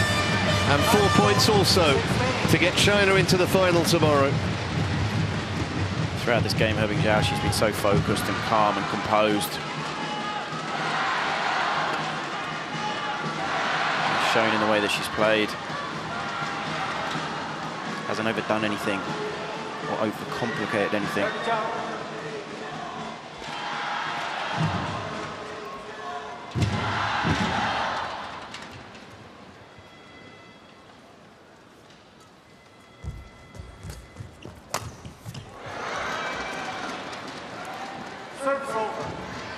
Not over yet, though.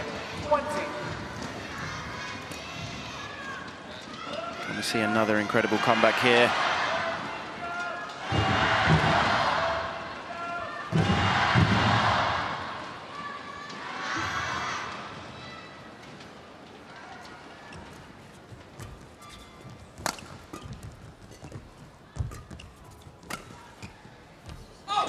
That's well wide.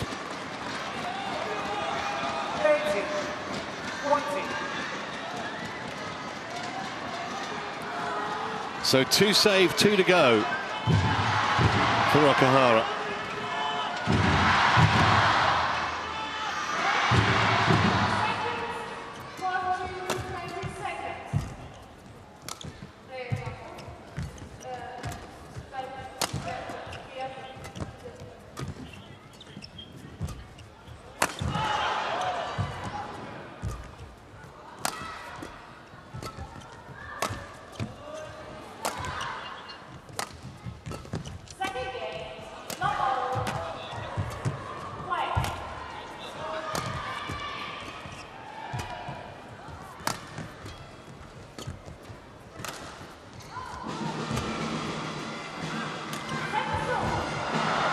Great pick up from Okuhara. And again. But she won't get that though. And He Bingjiao takes China into the final of the Yuba Cup yet again, as they try to win it for a record-extending 16 times. Nozomi Okuhara had that, well, horrible start, and she never really completely recovered. 15 love down in the first game. The second was much more respectable.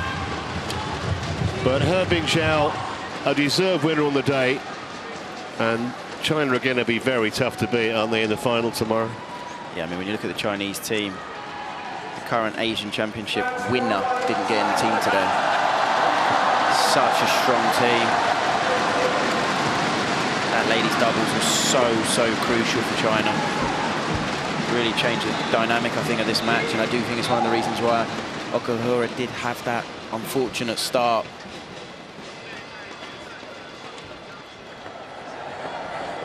See clearly Okuhara's frustrated. Yeah, there were times, I mean, she certainly had moments in the second game, times where she looked He Bingjiao's equal in some of the rallies, but she was just always behind the 8 ball after, well, such a bizarrely one-sided first game. It's a great last rally. I think she was a bit surprised that landed in, actually. There was just that momentary kind of pause to see whether the line judge extended his arms. He didn't.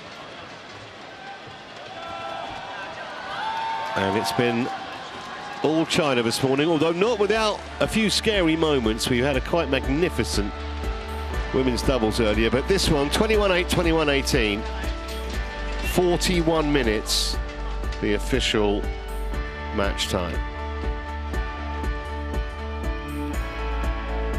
That middle match was astonishing. 23-21 in the third. Chen and Jia saved 2 match points, coming through and ensuring, in the end, a 3-love victory in the tie for China into yet another final. When you look at the times of the matches in the ladies' doubles, pretty much the same length as the 2 singles put together. So what that means is that we wait to see whether Indonesia or Korea will come through from the other semi. Whichever nation succeeds there will have the daunting task of facing China tomorrow in the final. Indonesia and Korea are both former winners of the Yuba Cup.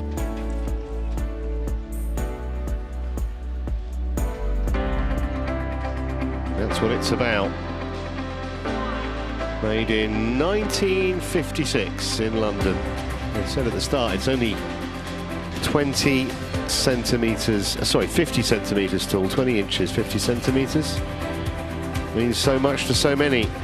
Well, that's all from us for today, but we carry on later this evening with the Thomas Cup semi-final between China and Malaysia. Join Jill Clark and Steen Pedersen for that from 5 p.m. local time. For now, though, from me, Trevor Harris, Chris Langridge, our whole cast and crew here in Chengdu, been a delight to be with you for this tournament. See you again soon. Bye-bye.